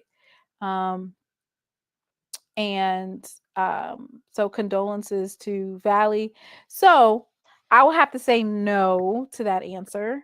This particular game definitely did not have an impact on that. And I will also say that Valley just got some upgrades to some of their facilities, which means they'll Yeah, I have heard the about the ability to field. Yeah, recruit better. did they get a new turf? Yes, they got a new Did they get turf. a new They got turf? a Yeah. new they got a couple of upgrades, right? So I Mhm. feel like that those will be a great addition to Valley. Valley's building. So we all know a lot of their funding went to other universities. And so, like I said, condolences to them. Right. Now Valley's a very young school. You know, like Jackson's kind of y'all are old school. Valley was started what 1950? What is it? 1940s or 1950, right? Yeah, I think Mr. it's Ford, you're the 1950. historian, not Yeah, me. I think Valley was started in that because y'all school go back to what 1876, 1877. 1877. That's right. Yeah. They the young boy on the block. They like 1950. And Mr. Ford, you know, Texas Southern, they're kind of old. I mean, they're kind of young too, surprisingly. Yeah, that was because of segregation and integration. They created Texas Southern, right? They were I trying to. think so. I think Texas Southern was the 40s, right? 1940s. Yeah, like 1940. 40, yeah, yeah. And then Norfolk is relatively young. And Norfolk State a very young school. I want to say Virginia State formed the Norfolk in the 1930s. I think Yeah, 1935. yeah. Those are kind of young schools because some of our schools are really old, man. Yeah. Some of our schools go back right behind, right after the Civil War. We actually had some black colleges before the Civil War. I think Lincoln University in Pennsylvania was before the Civil War, and so was Cheney State. They were in existence before the Civil War. As was Wilberforce.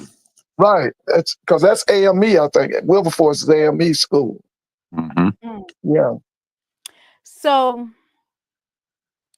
I think that everybody expected for Jackson State to dominate. It was kind of rocky in that first half, but I wasn't I was at the Jackson State basketball game. And so Valley scored 14 in the first half, and for the fourth consecutive game in a row, another team has not scored in the second half. Well, let me say this, Mr. Bonner. What you got to say to them Bulldogs of South Carolina State? Y'all gonna meet them here in Atlanta in that Celebration Bowl. What you got? You got anything to say to them Bulldogs? I sure do. What you got to say to sure Tennisberry do. and them Bulldogs? I sure do. I'm about to pull it up. Let me see my phone, Braxton. Ooh, Braxton. them dogs, Orangeburg. Boy, look at him. Orangeburg, South Carolina. You being messy, Mr. Ford, but I'm gonna match that energy. I'm gonna show you what we're gonna do. What you got to say to them dogs? Mm-hmm. Ooh, you messy, Mr. Ford. Ooh, them dogs of South Carolina State. Braxton, let me see my phone, please, for a minute. Thank you. All right. Hey, Tennessee State won today.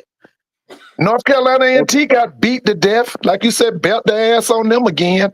They getting belt their ass every Saturday. I think Hampton got the Hampton lost. Hampton lost, right? Hampton lost. Who they lose to? Wait a minute. Villanova beat up A&T.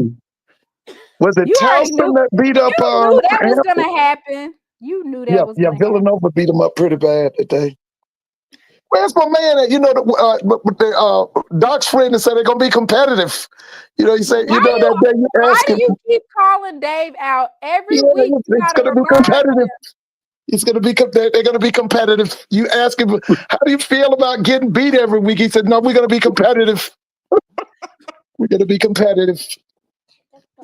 Ooh, Is that the same day they said they was gonna beat the blacks? Yeah, him. That's right. Where's he at? What hole is he hiding in? Somewhere hiding. Hey, Yeah. I don't got a dog in the fight. Okay, I'm gonna leave y'all alone when it comes to that. You know, I was told that they just want to be left alone. Y'all mind y'all business. They working the kinks out. They're only down for a little bit. In response, of course, you know, to Mr. They need to take that lady Sandra Steele some flowers and ask to get back in the MEAC.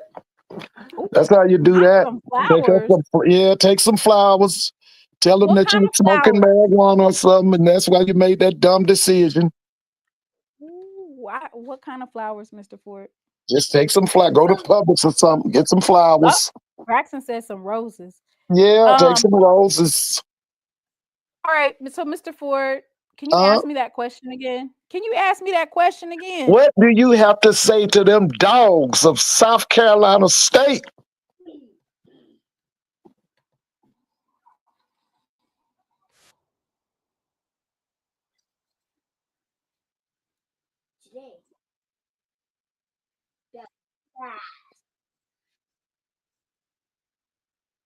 It's the year of the Tigers.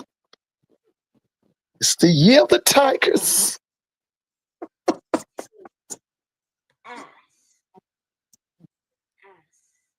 Hey, Timona, we can't hear the audio.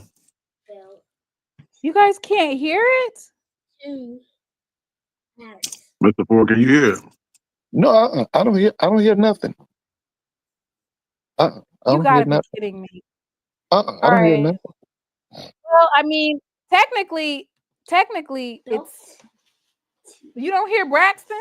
Do you hear Braxton? Yeah, I hear Braxton. I hear you. Okay, so. Break it up. Belt. 2. That's Braxton. Whose year is it? It's the year of the tiger. Year of the Tigers. That's it. All right, so I'm gonna upload it then. I mean, technically, it's in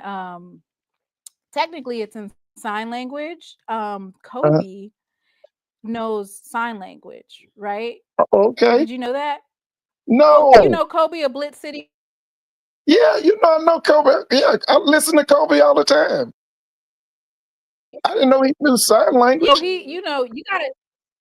Yeah, he knows sign language, but let me get it for you so you can hear it. I don't want you to miss what I want to give you the full answer. You know, I don't want it to be like. Can I say it with him? You want to say it with him? Come over here so you can say it with him. Give me a second. Let me put it up there. Because I want everybody to hear it. It's processing. They can't see you. All right, Mr. Ford, ask the question one more time. Who is it, Brax? Whose year is it? It's the year of the tiger. Not that one. The other question. Tiger. That's right. The other question. Oh, what do you have to say to the dogs of South Carolina State? Hello. Welcome back to Lessons with Kobe. Today, we will be learning the term belt to ass in sign language. First, we're going to break it down. Stay with me. Belt to ass. One more time. Belt to ass. Together now. Belt to ass. And that concludes my lesson. See you next season.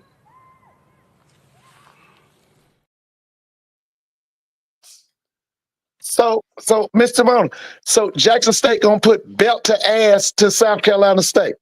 Absolutely. All right. Go ahead, be Y'all heard that? You dogs of South Carolina State. Mr. Ford is so messy. You heard it, them Go ahead. dogs. Go Dogs, baby. Woo. Hello, everybody. Okay, Braxton said he wants to do the sign language. Go ahead, Okay. baby. Belt to ass.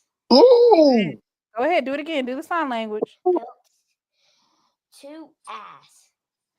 There you go. You heard Braxton, didn't you? Well, listen, is Brax coming down for the Celebration Bowl? Yeah. What? No. I'm gonna be working. It's your weekend. You don't know what weekend I got. Over there talking about, is he coming? Is he He's sitting coming with down you, for the Mr. Ford? Celebration Bowl. Don't be inviting him. I gotta work. Bring him down. Listen, it's going to be epic. It's going to be the Tigers versus the Bulldogs. 2.0. Mr. Ford, what's your attendance going to be?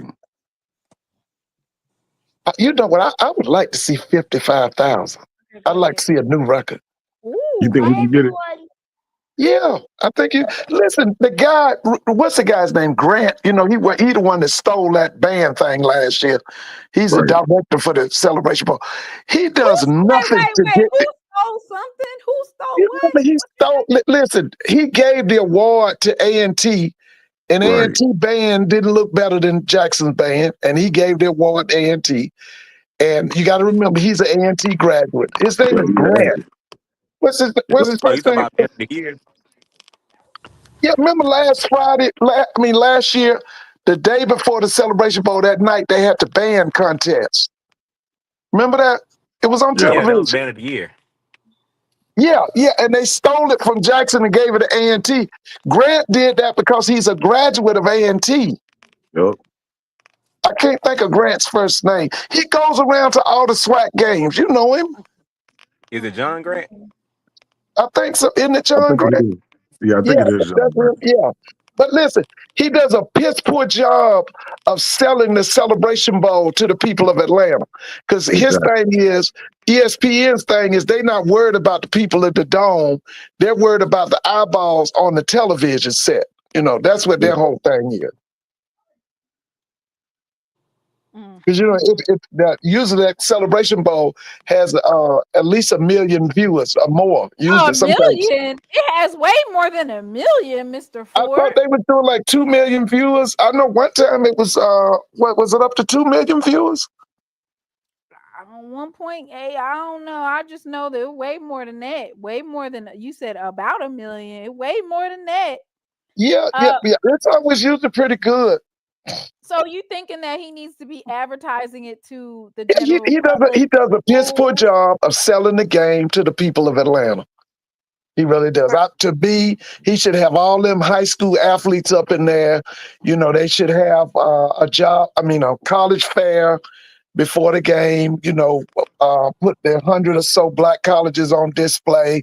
Let the kids come up and talk to them. You know, but he doesn't do that. I think he does a piss poor job. I don't got nothing to say. Get him, Jay. Mr. Ford. Uh-huh.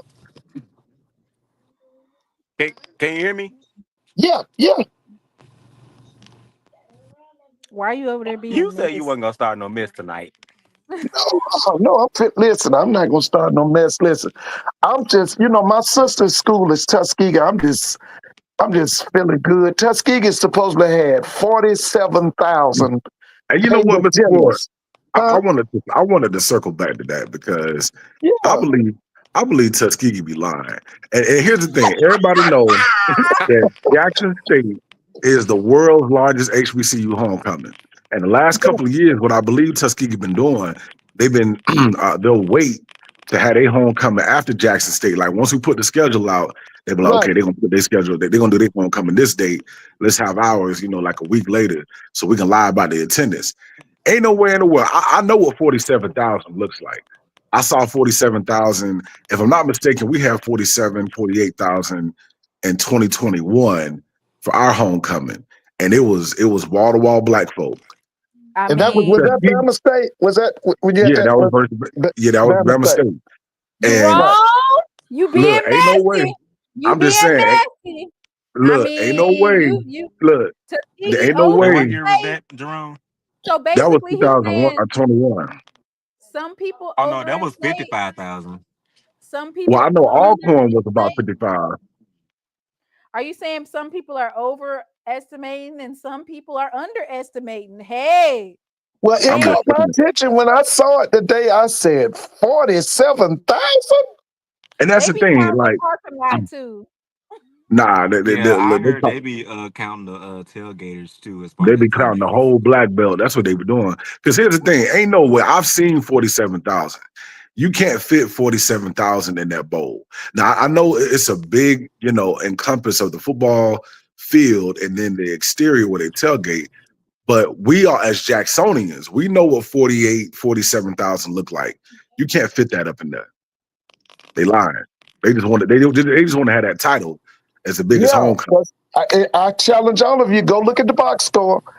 They gave them, We and they don't gave. want to look at the box score. We want to look at a picture. Forget a Right. box I want score. to Send see. me I a want to see a picture. video.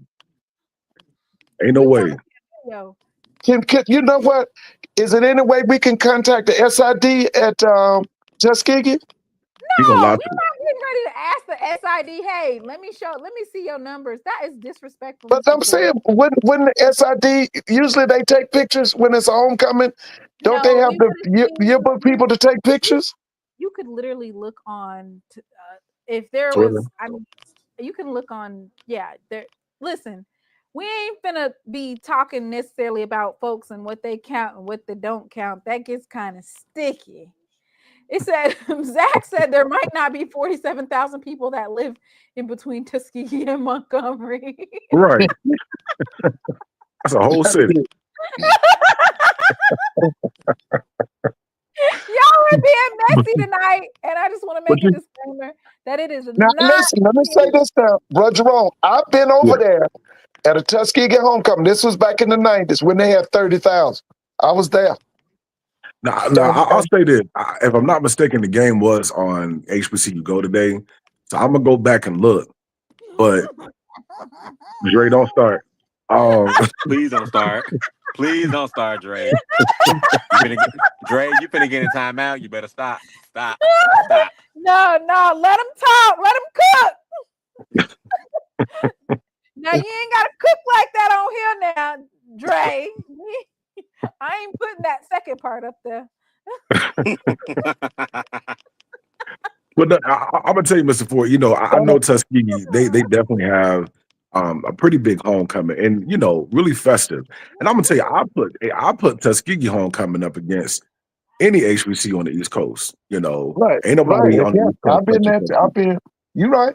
It's major down there. Well, It's when epic. I heard that number, I said 47,000. Y'all need to be 47,000. That's what y'all they need said to be in in the $50. attendance SWAC, ain't today. it?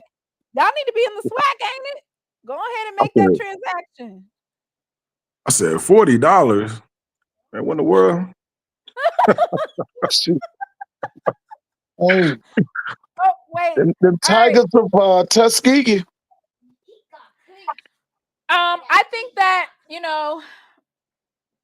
the main thing that I just love about this week was I got to, and you know what? I'm gonna have to go back and watch the game because when we were in the restaurant, we was like watching clips of it.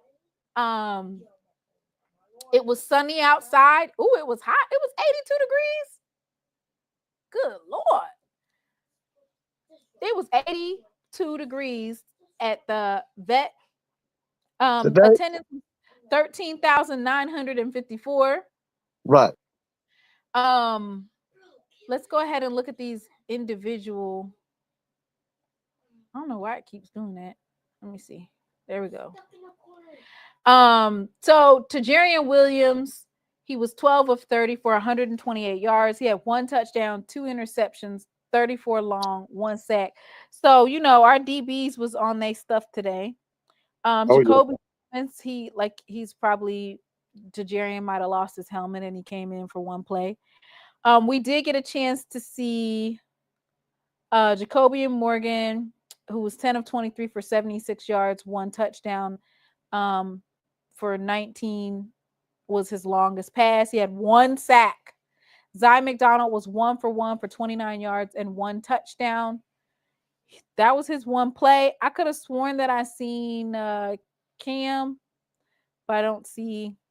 I don't know what happened. There was some type of play. I didn't get to necessarily see it, but it ended up in losing yardage, and then there was a penalty. So I guess it kind of like wiped that play out.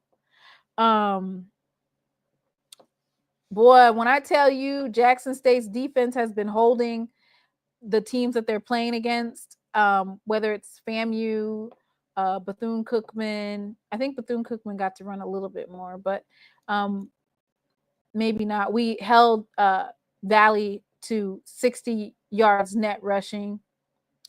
And then, of course, Irv Mulligan. What kind of playbook do you need? I mean, you see Irv week in and week out, and he's going to run no less than 125. Today, he ended up rushing for 190 with a net of 187 yards, 1 touchdown. His longest run was 39 yards.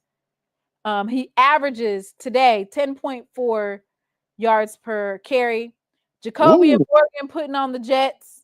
He had 12 attempts and he gained 76 yards. And he has a net of 68 yards, 1 touchdown. So that means that Jacoby and Morgan had 1 passing touchdown and 1 rushing touchdown. Travis Terrell had 6 attempts for 63 yards. He had 2 touchdowns today. Nate Blount had 5 attempts and for 36 yards. He's averaging 7.2 a carry. Travis Terrell is 10.5 per carry. Jacoby Morgan was 5.7. Like these folks, I mean, the running back room is stout, and you have a mobile quarterback. I mean, Kobe Boykin, he had 2 attempts for 25 yards, 12.5 yards per carry. You did see Cam McCoy. He had, I guess it was like a messed up play, and he did end up losing 17 yards. But today they had rushing for 409 yards and a net of 368. Today what about that Miller kid? Did he play today? No, he didn't play. Oh, he didn't play. It was Amari Matthews, Kobe Boykin, Desmond Moultrie got some touches. Right. Let's see, Kobe Boykin and Nate Blount, Travis Terrell, Irv Mulligan. I mean, it was just running back crazy today. Some of our wide receivers did get some touches, and like you said, they did. Isaiah Spencer, Eric Simmons, he had a touchdown today.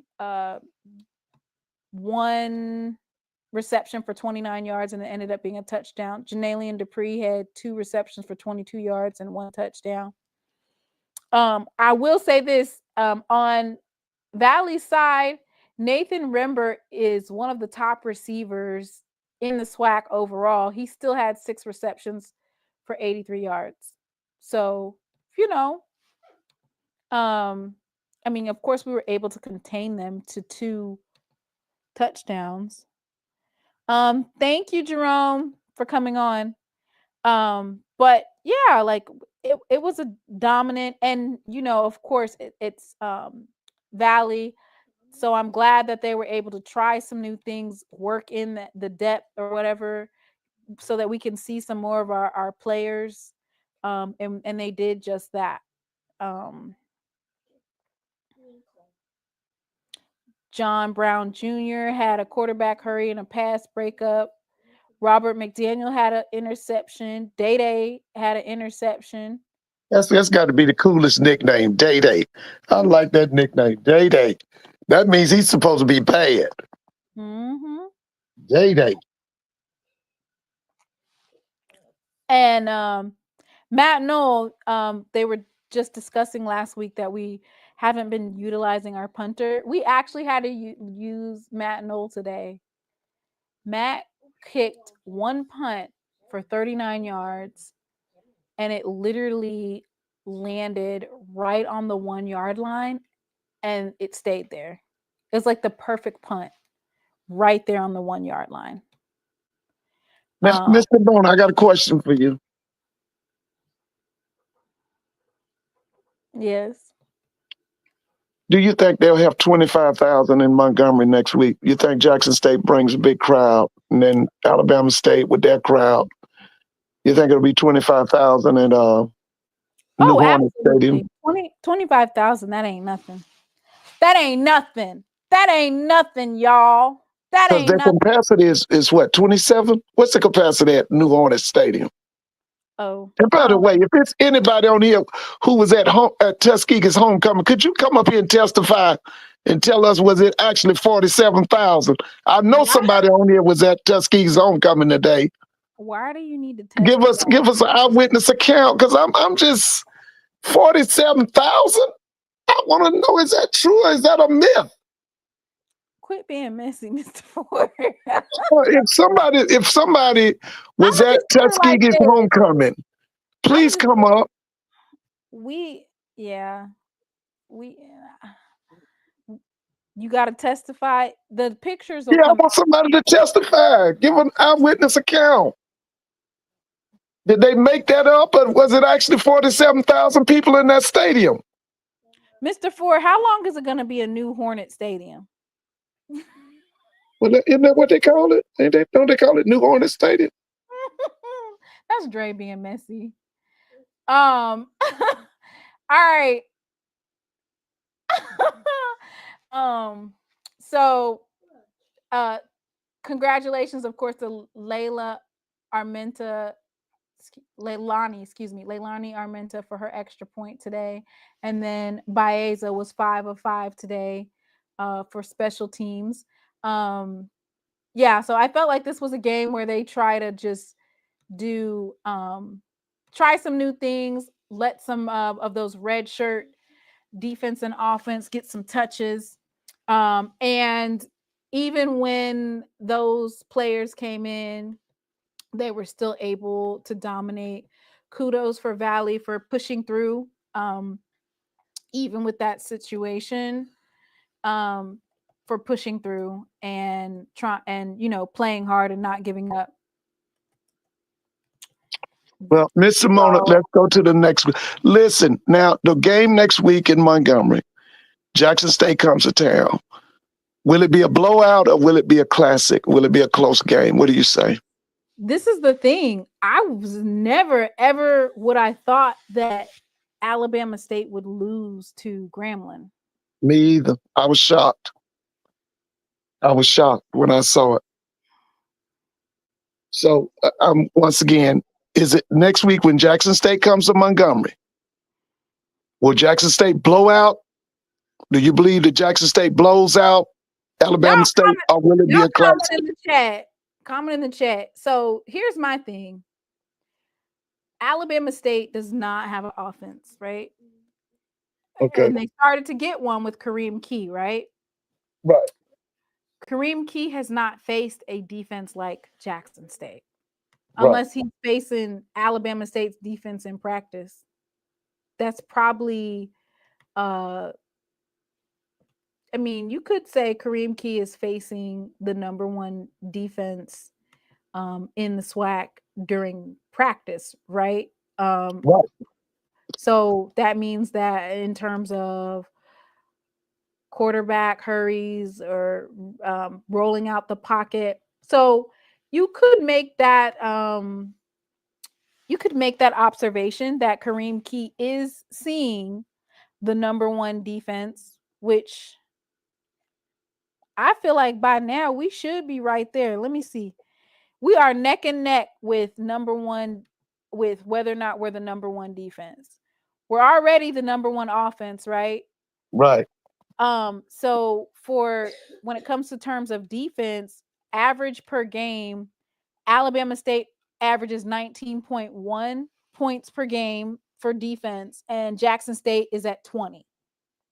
So we're literally right there, but Alabama State has 9 games in for 22 touchdowns, and Jackson State has 26 touchdowns. So we're right neck and neck.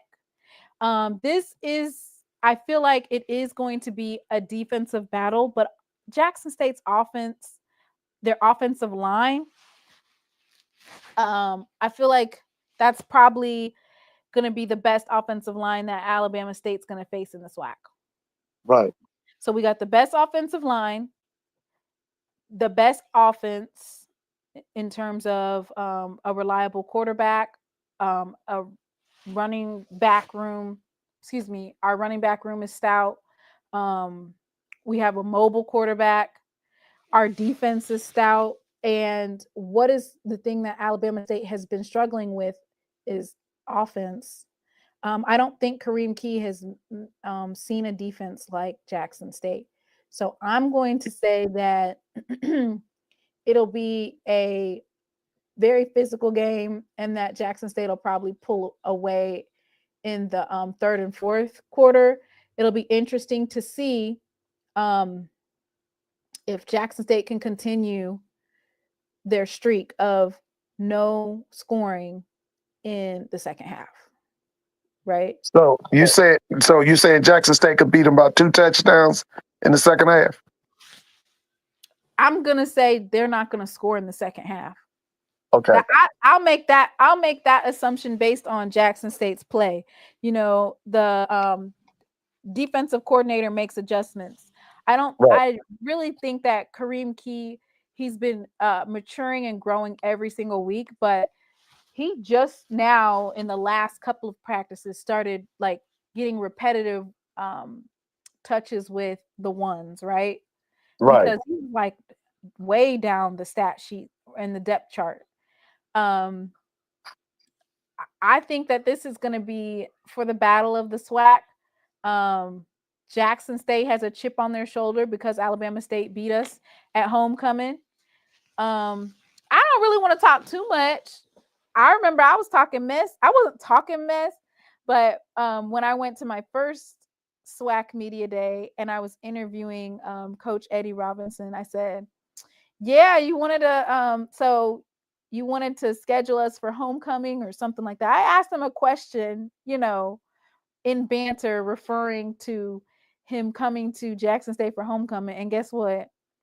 They beat us. We got our ass whooped. We didn't get our ass whooped, but we lost on homecoming. Because y'all was running that 3-3-5. Remember, y'all was running that vaunted 3-3-5. Oh my gosh, so terrible. I'm so glad we don't have a defensive coordinator that will continue to throw something down our throats when it does not work. Thank you. I mean, Coach but didn't I tell you Bradley wouldn't be missed? Remember I told you last year, when he leave, he will not be missed. And he is not missed. You love saying somebody not gonna be missed now. He's not missed. He's not missed. I'm serious. He is not missed. I knew it. That's what you be saying. I mean, you ain't lying. Yeah. This defense is something else. And you know, I think as the season went on, I loved the adjustments with the secondary, right?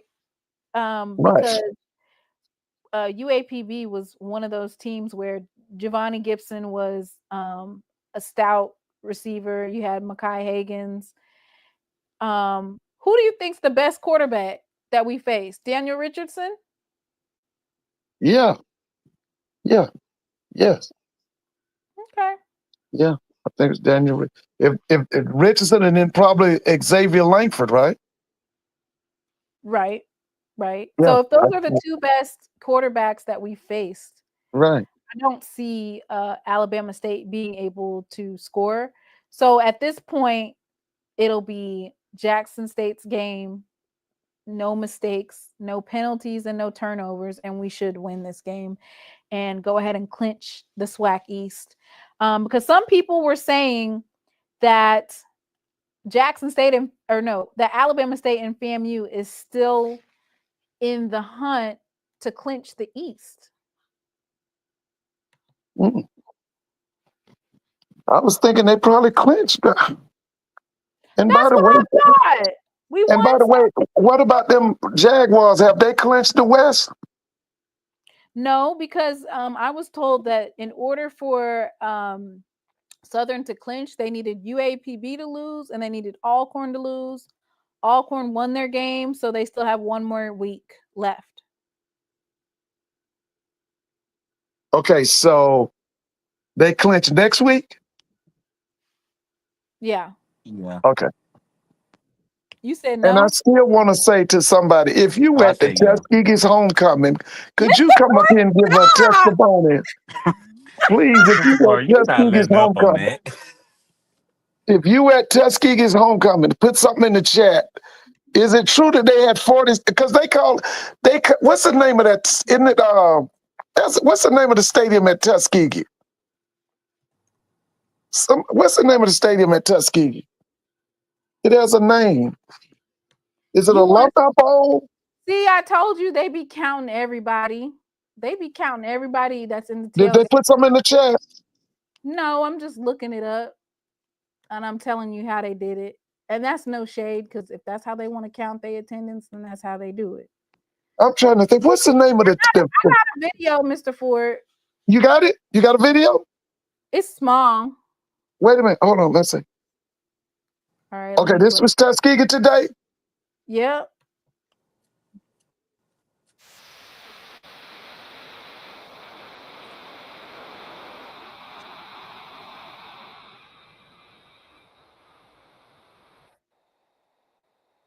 I don't know. They do got a lot of folks over there. Yeah.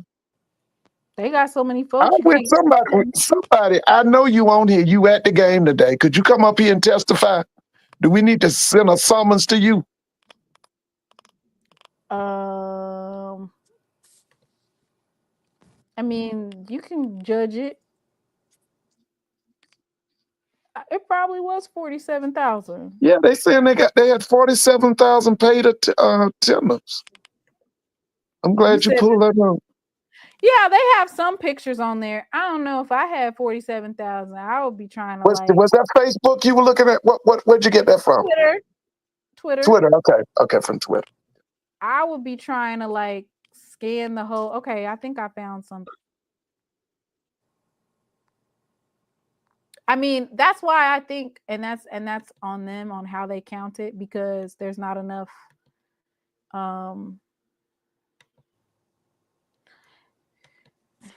We need a witness from the Tuskegee homecoming. Here, Mr. Ford. Here. Okay.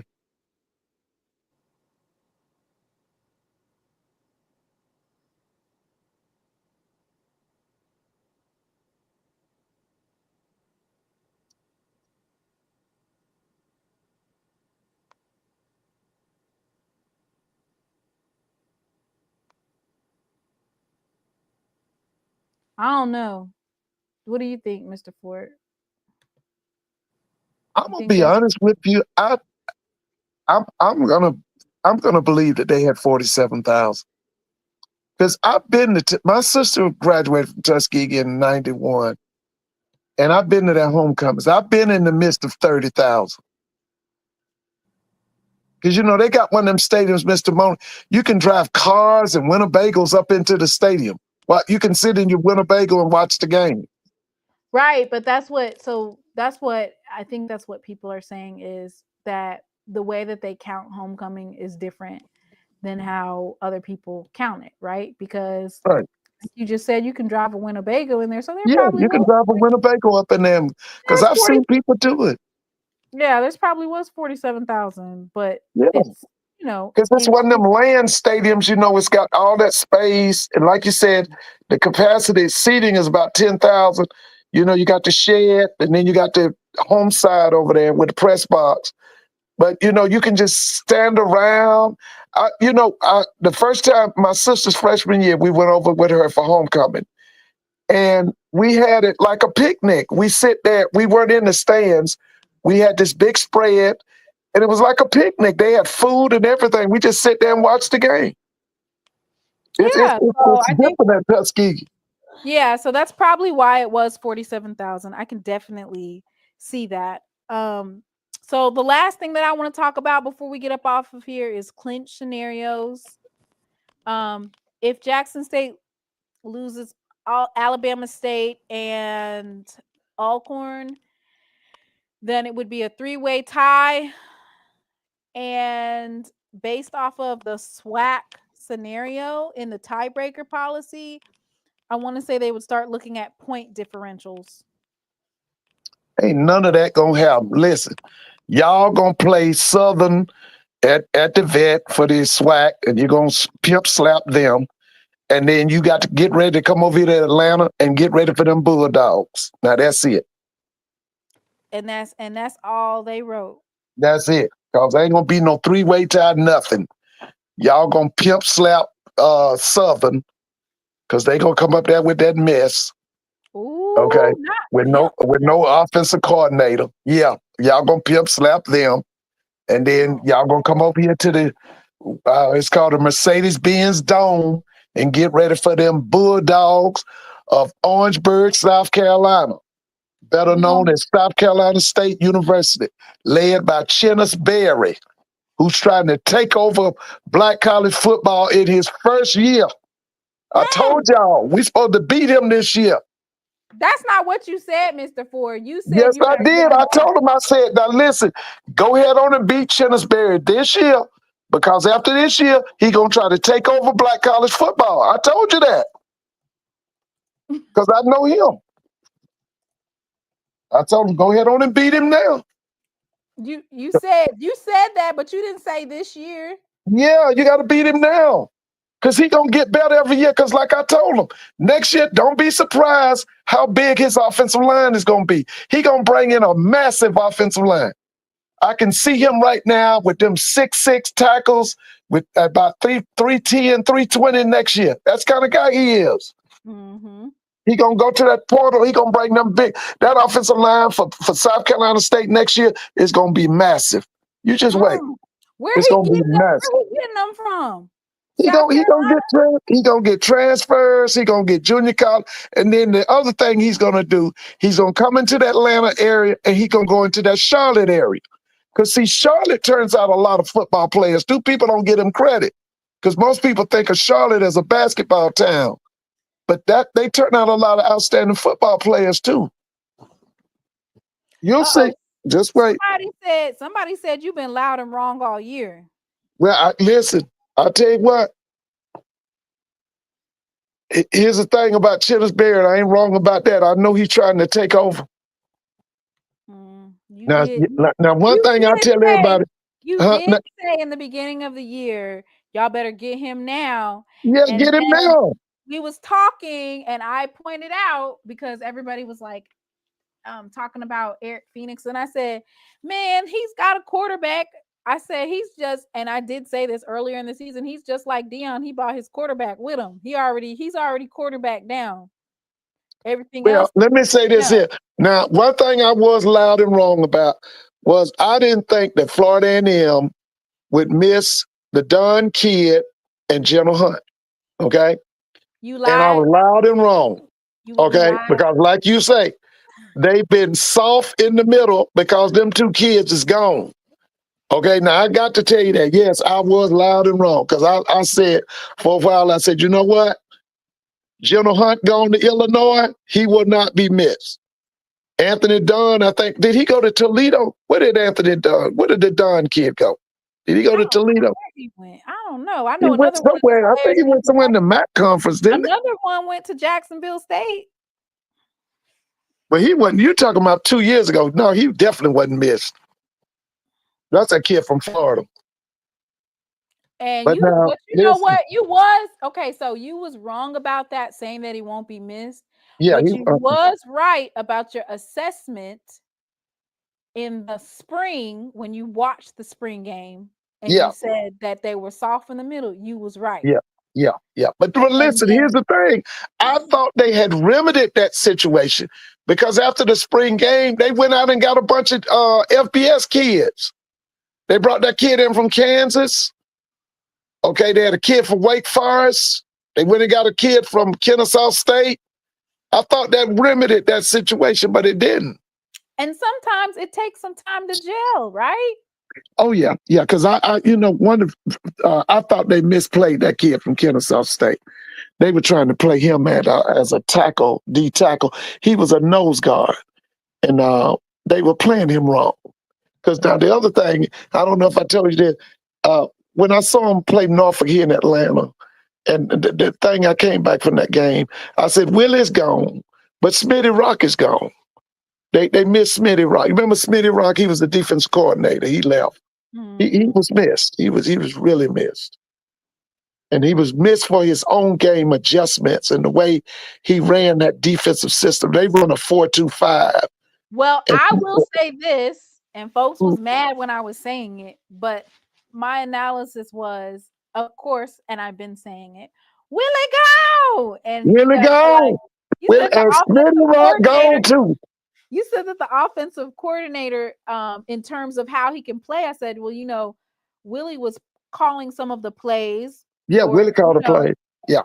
And your premise was, and a lot of other people's premise is, that doesn't matter because the offensive coordinator knows Willie's offense.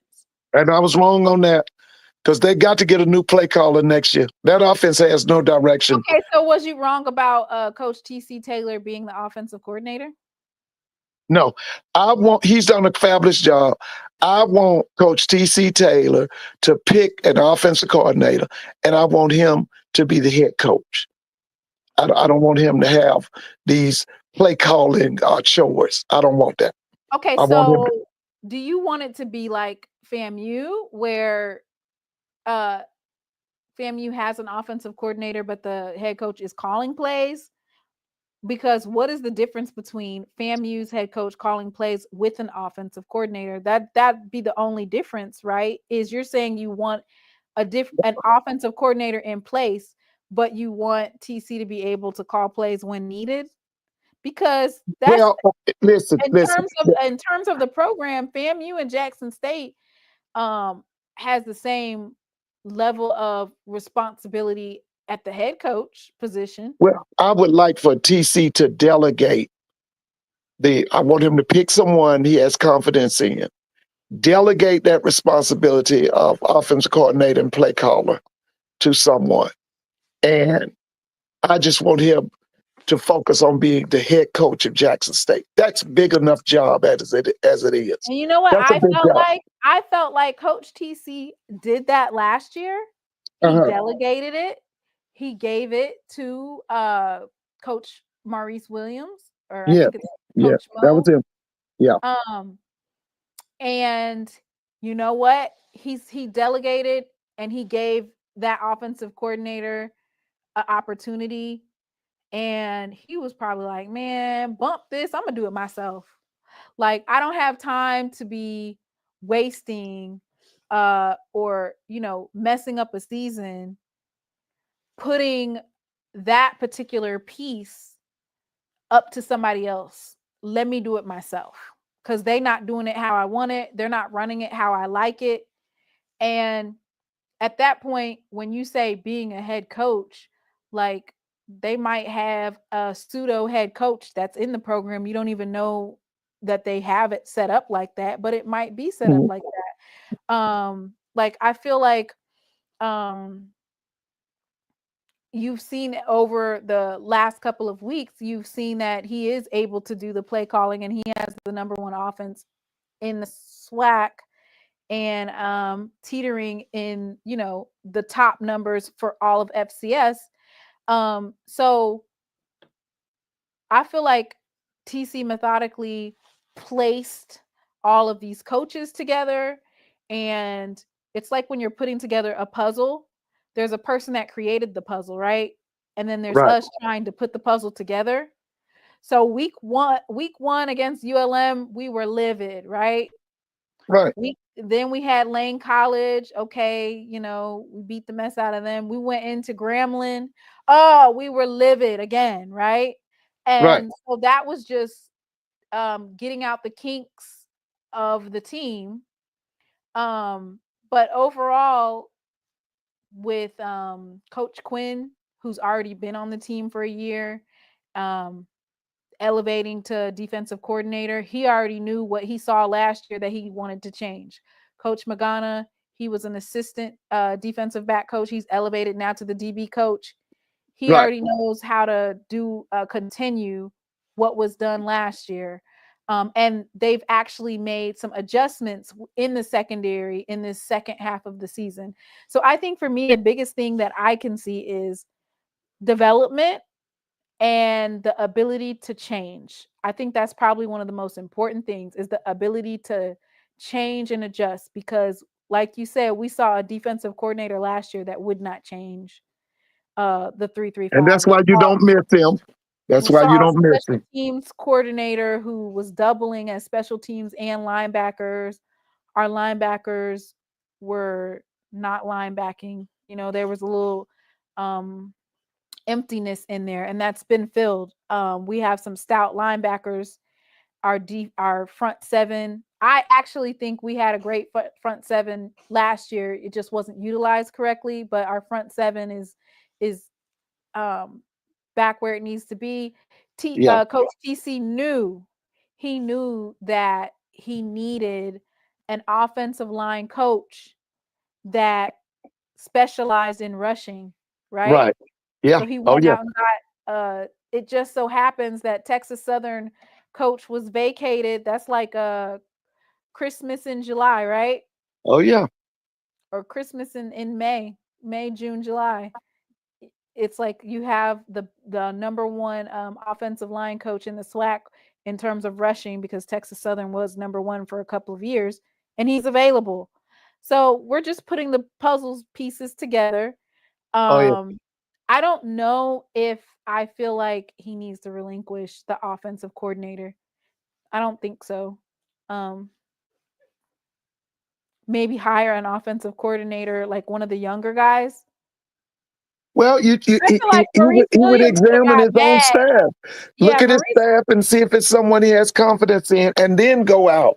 But it might be the answer to that OC question could be on the staff there now. I feel like the OC thing is you can hire a younger guy that doesn't mind when you're taking over. That's the key part. Like if you're you think of yourself as a seasoned offensive coordinator, or you think of yourself as a seasoned coach, you might feel some type of way about a coach saying, "Let me take over the play calling," versus having a younger guy who wants that type of title on his resume and he's still learning and he doesn't mind taking a back seat to you when need be. Then I could see that happening. But so far, Coach TC is making a case that he doesn't need an offensive coordinator. Well, And then we're let gonna me. see. We're gonna Yeah, see well, in the hey, let me Celebration just say Bowl. this: if you want to go, I mean, now if you are stuck in your ways and you don't want to get better, because in football you get better. Either you're going to get better, or you get worse.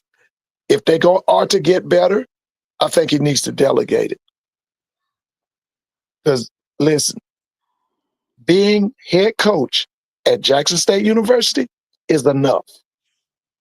You don't need to put on top of that offensive coordinator, play caller.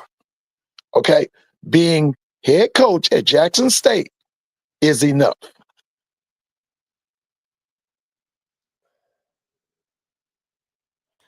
People in chat are saying the running back coach and the offensive line coach are the only two capable.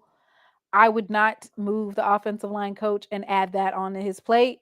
And I would not have a running back coach. Didn't you just scream and holler about a running back coach being an offensive coordinator? Yes, I did. The one down at Southern University.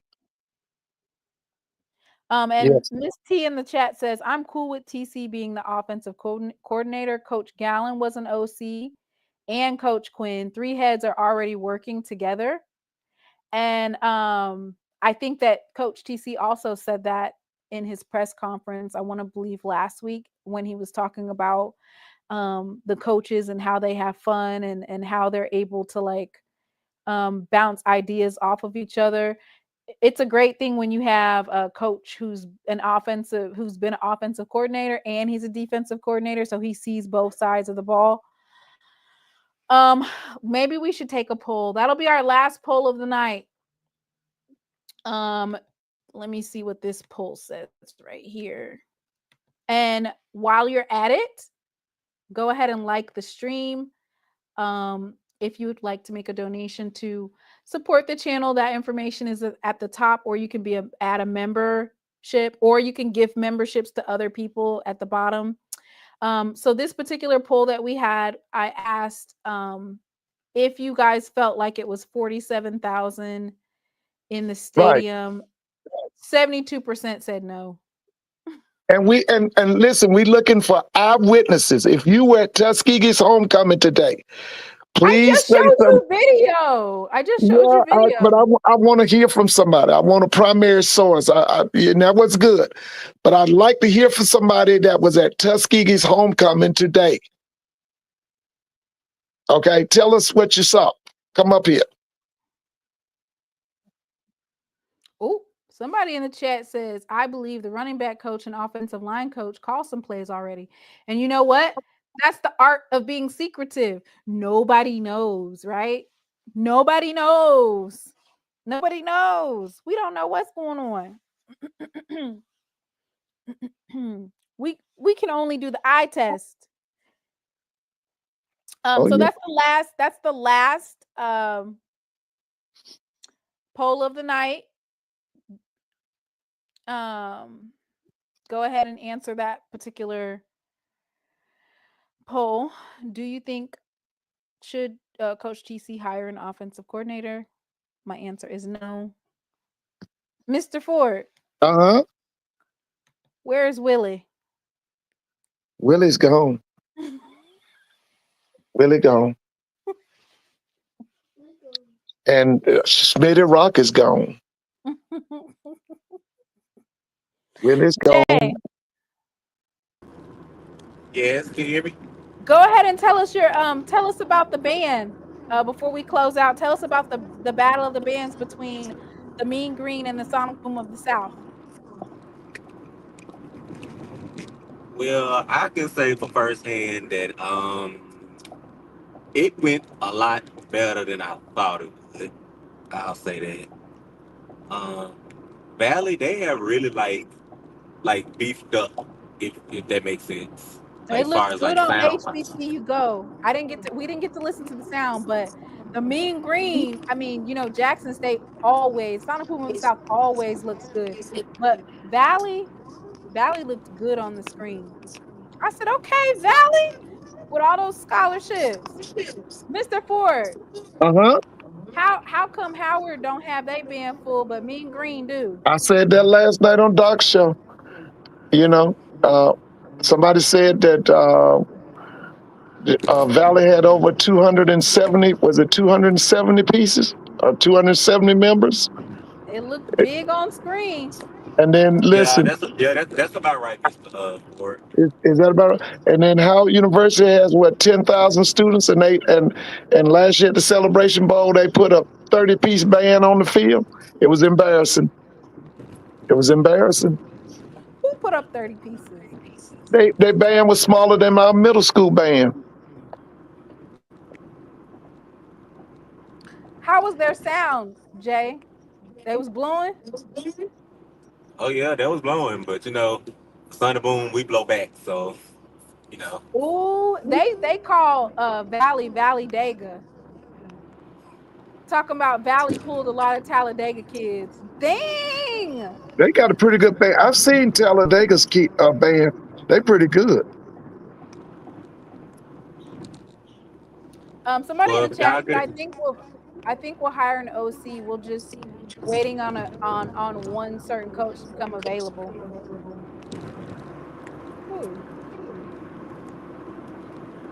Did you hear that, Mr. Ford? There was some Bama's fighting. What happened? there was some people fighting. They were not fighting. There was a Where little were they heated, fighting? there was What game was a heated this? exchange.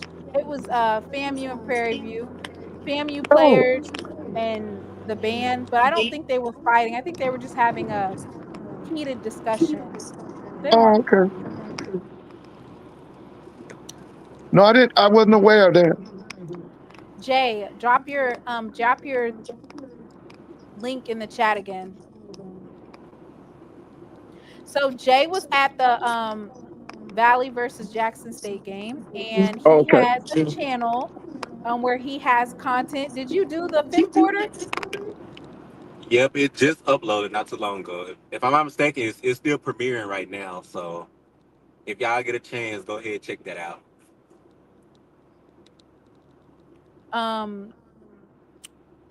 Mr. Ford, Wilberforce University has a bigger band than Howard. What? Wait a minute. Wilberforce has a football team? No, they have a bigger band than Howard. Oh, okay. I didn't even know they had sports. Oh, somebody said FAMU football players went into the stands to try to fight band members, and Prairie View fans stepped in. Woo! Was that at the end of the game? Allegedly. Okay. All right. Okay. Allegedly. Y'all go ahead Okay. and put allegedly in the chat. Allegedly. Okay. All right. Okay. Yes. So Jay posted his link. Make sure that you guys tune in and go to his page and subscribe.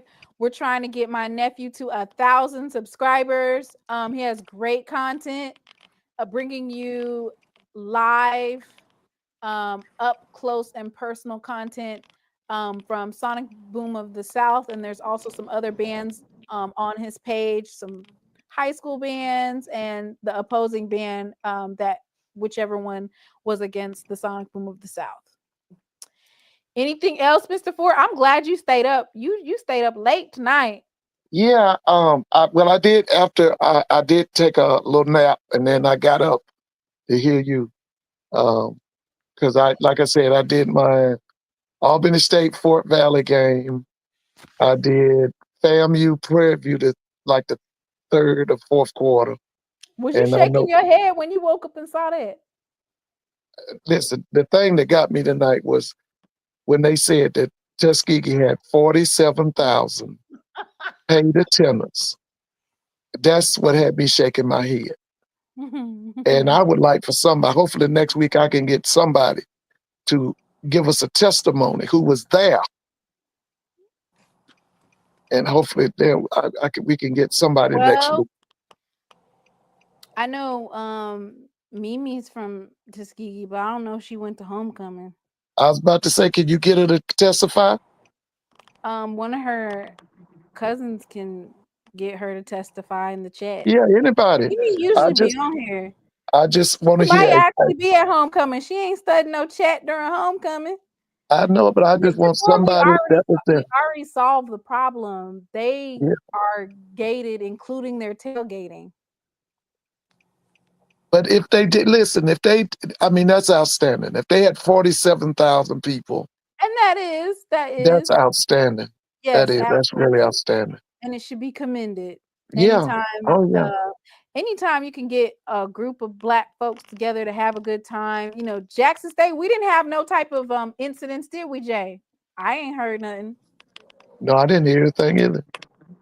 I'm just saying. I Now, actually did hear that one of our cheerleaders almost got in a fight with one of the Valley's band members. I don't know how true that is, but that's what I heard. We talk about for homecoming, we didn't have no incidents. Oh, homecoming. Oh, no. Yeah, we ain't had no event. Oh, Well, so Mimi did go to the game. Who is she? Is she on here now? No, she's probably partying. Oh, they texted okay. her now to ask her. Tell Mimi Mr. Ford wants to know. It was. Yeah, I'd like for her to give a testimony. She's not gonna come up here, but she'll tell him. Can you get her to testify? Mr. Ford wants to know. Yeah. Like I said, if they that would be the largest homecoming game, right? 47,000. Wouldn't that be the largest Are we this counting year? are we counting tailgating?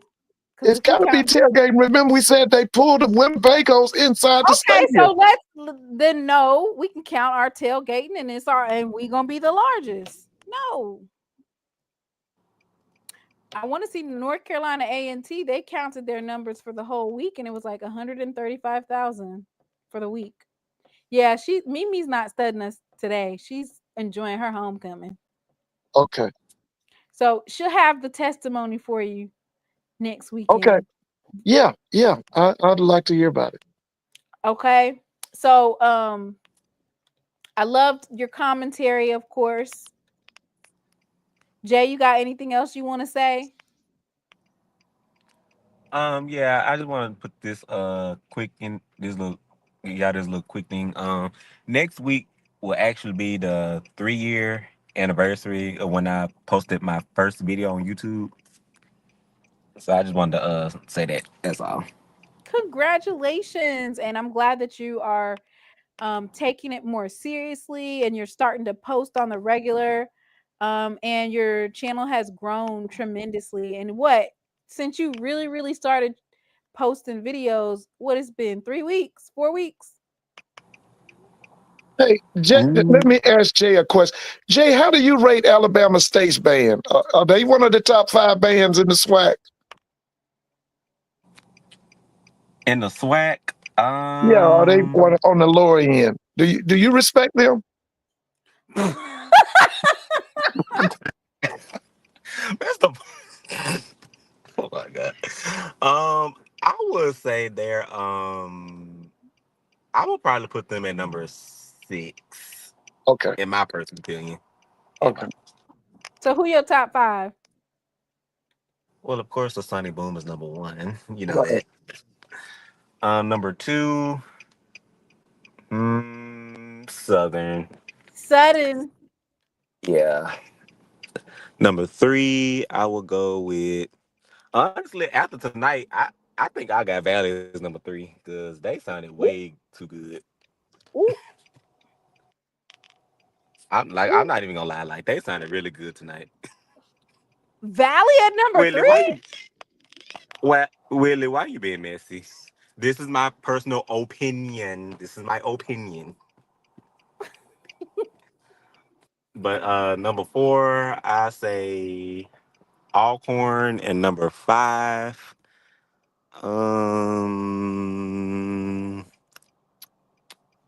Dang, you ain't said pots and pans yet. You I'm about tripping. to say you ain't gonna put FAMU in it. Oh, how do you know how do you know pots and pans is FAMU? I'm just saying you ain't gonna put FAMU in your top 5.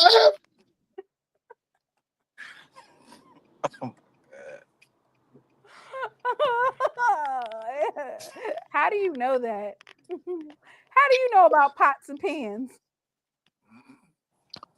Mr. So Ford, Jay, you know FAMU's down in your top 5?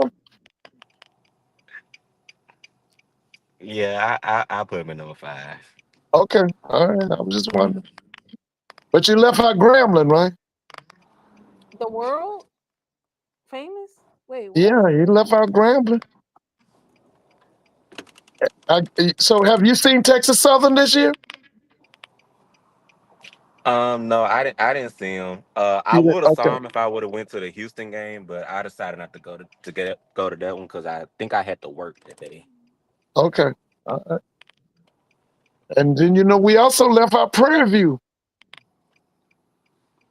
Yeah, I haven't saw them this year either. Okay. Mr. Ford, And who is Gerard? Since Graham is bottom 3. Dang. Mr. Ford, I got, since you are a Grambling alum. Yes. They won a big game today. Yes. I'm gonna go shock ahead the and world. We shocked the world today. Not shock the world. We shocked the world today. I'm gonna go ahead and play your is this an alma mater song? Let's see. Okay. Tell me what type of song this is. Wait, I don't know if you're gonna be able to hear it. Oh, Grambling. Can you hear that? Yeah, I can hear it. Dear Grambling, we love thee, dear. Oh, Grambling, we're loyal to thee. Our dear old school, we'll fight for thee forevermore. And when life's game is fought and won, the hymns will ring with victory songs. Oh, Grambling, dear Grambling, we love thee, dear. Oh, Grambling, oh, Grambling. What's Oh Lord, I Oh, yeah, got Braxton Grambling. singing it. I'll We be need to here. play some Jackson State. We need to play some Jackson State up in here. Braxton's over there talking about some Dear Grambling. Dear Grambling. Wrong Tigers. Yeah, Wrong dear Tigers. Grambling. We shocked the world today.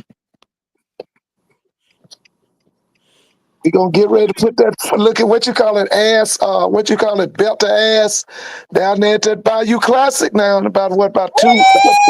What, about 3 weeks? You About said 3 Southern's weeks. gonna We gonna lose? put that belt to ass down there at that Bayou Classic. Who's putting belt to ass? Grambling? Grambling gonna put it to them. What you call them? Southern. Oh, Southern. And that Bayou, let somebody just told you. Say I'll be talking loud and wrong. I'm gonna be loud and right about that. He said it's gonna be a belt to ass. The belt to ass, baby. Grambling with that belt on Southern. Grambling Tigers. And Grambling Tigers, baby. It might not be the year of the Tigers for Grambling, but they gonna put belt to ass to Southern in that Bayou. Listen, we own that Bayou Classic now. We own that Bayou. You said you Southern's daddy when it comes to Yes, the Bayou we own that Bayou Classic, baby. Now, the only one we couldn't handle Pete Richardson. I got to tell you that now, Mr. Mona. For one, listen, he kept our heads bowed and depressed. We couldn't do nothing with Pete Richardson here. I'm serious. Not bowed and depressed. Bowed and depressed. Pete Richardson. He basically ran Coach Rob out for a long time. Doug couldn't beat him. I can't even remember who was the first Grambling coach to beat him. I'd have to go back and look. But listen, that guy Pete Richardson, he kept us sad and depressed. Mr. Ford said, Grambling is Southern's daddy. That's right, baby. They know it. We own them. You the pappy. You the That's paw. right. We own them, baby. Like I say, the only one we couldn't handle was that Pete Richardson. We couldn't handle him. Couldn't do that. He kept us depressed. Somebody said it's the Southern Invitational over there at the Bayou Classic. Please. Y'all had a little run with Pete Richardson. That's it. They was beating Hugh there for a minute, wasn't it? Didn't he lose both years? Didn't Hugh lose both years? Yeah, that's why he had to leave. That's why he had to leave, because at every game he was in, he should have won it, especially the first one. He didn't understand the importance of the Bayou. So basically, the Bayou Classic is on equal footing to getting to the SWAC championship. Like, it holds the same amount of weight. No. So hypothetically speaking, if Grambling doesn't win the Bayou Classic this year, is Mickey Joseph's seat warm? Or no, he's gonna build. He's gonna build. No, yes, for sure. He's gonna build. He's gonna bring it. Now, I'm looking for him to look at his infrastructure.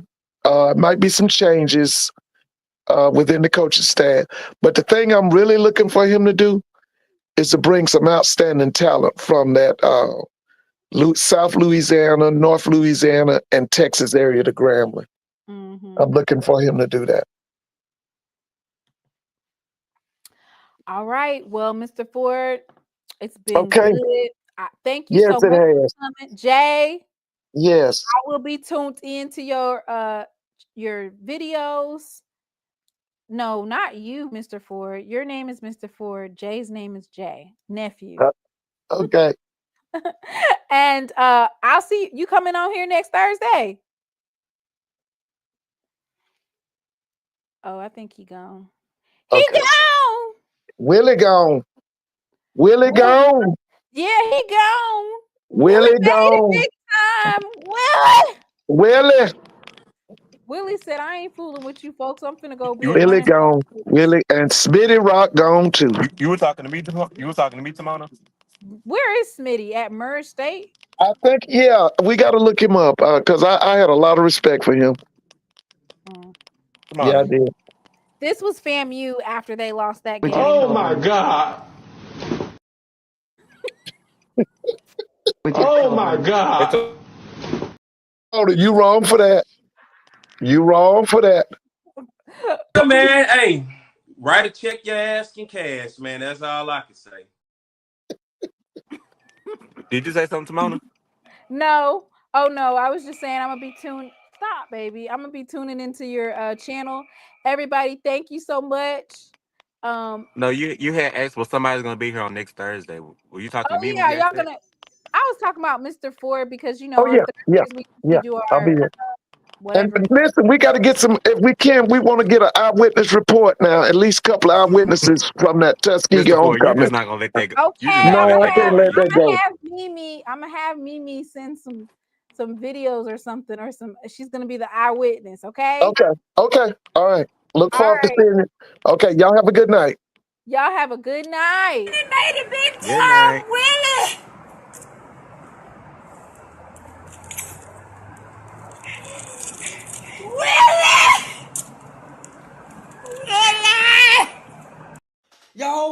Y'all hired some homegrown talent.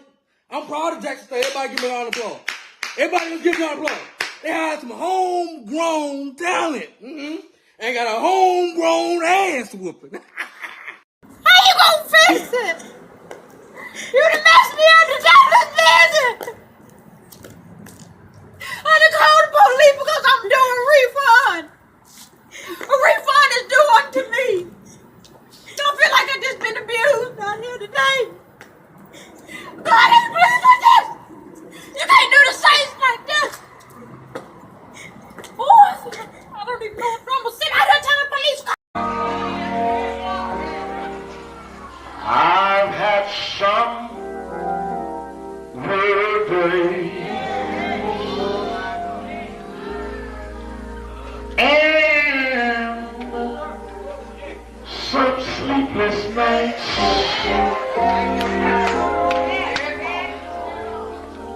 But when I look around,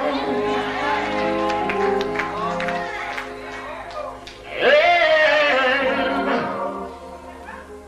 I think things over, all of my good days outweigh my bad days.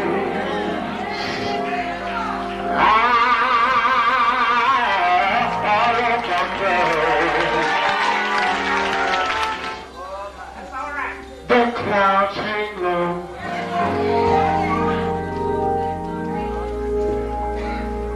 I can hardly see the road. I ask the question, Lord. Lord, why so much pain? But He knows what's best for me.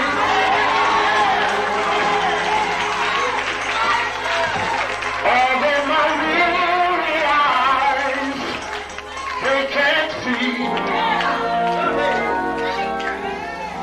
So I'll just say, thank you, Lord.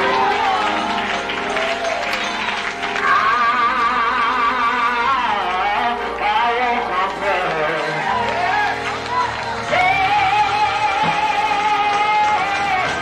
He's been so good to me.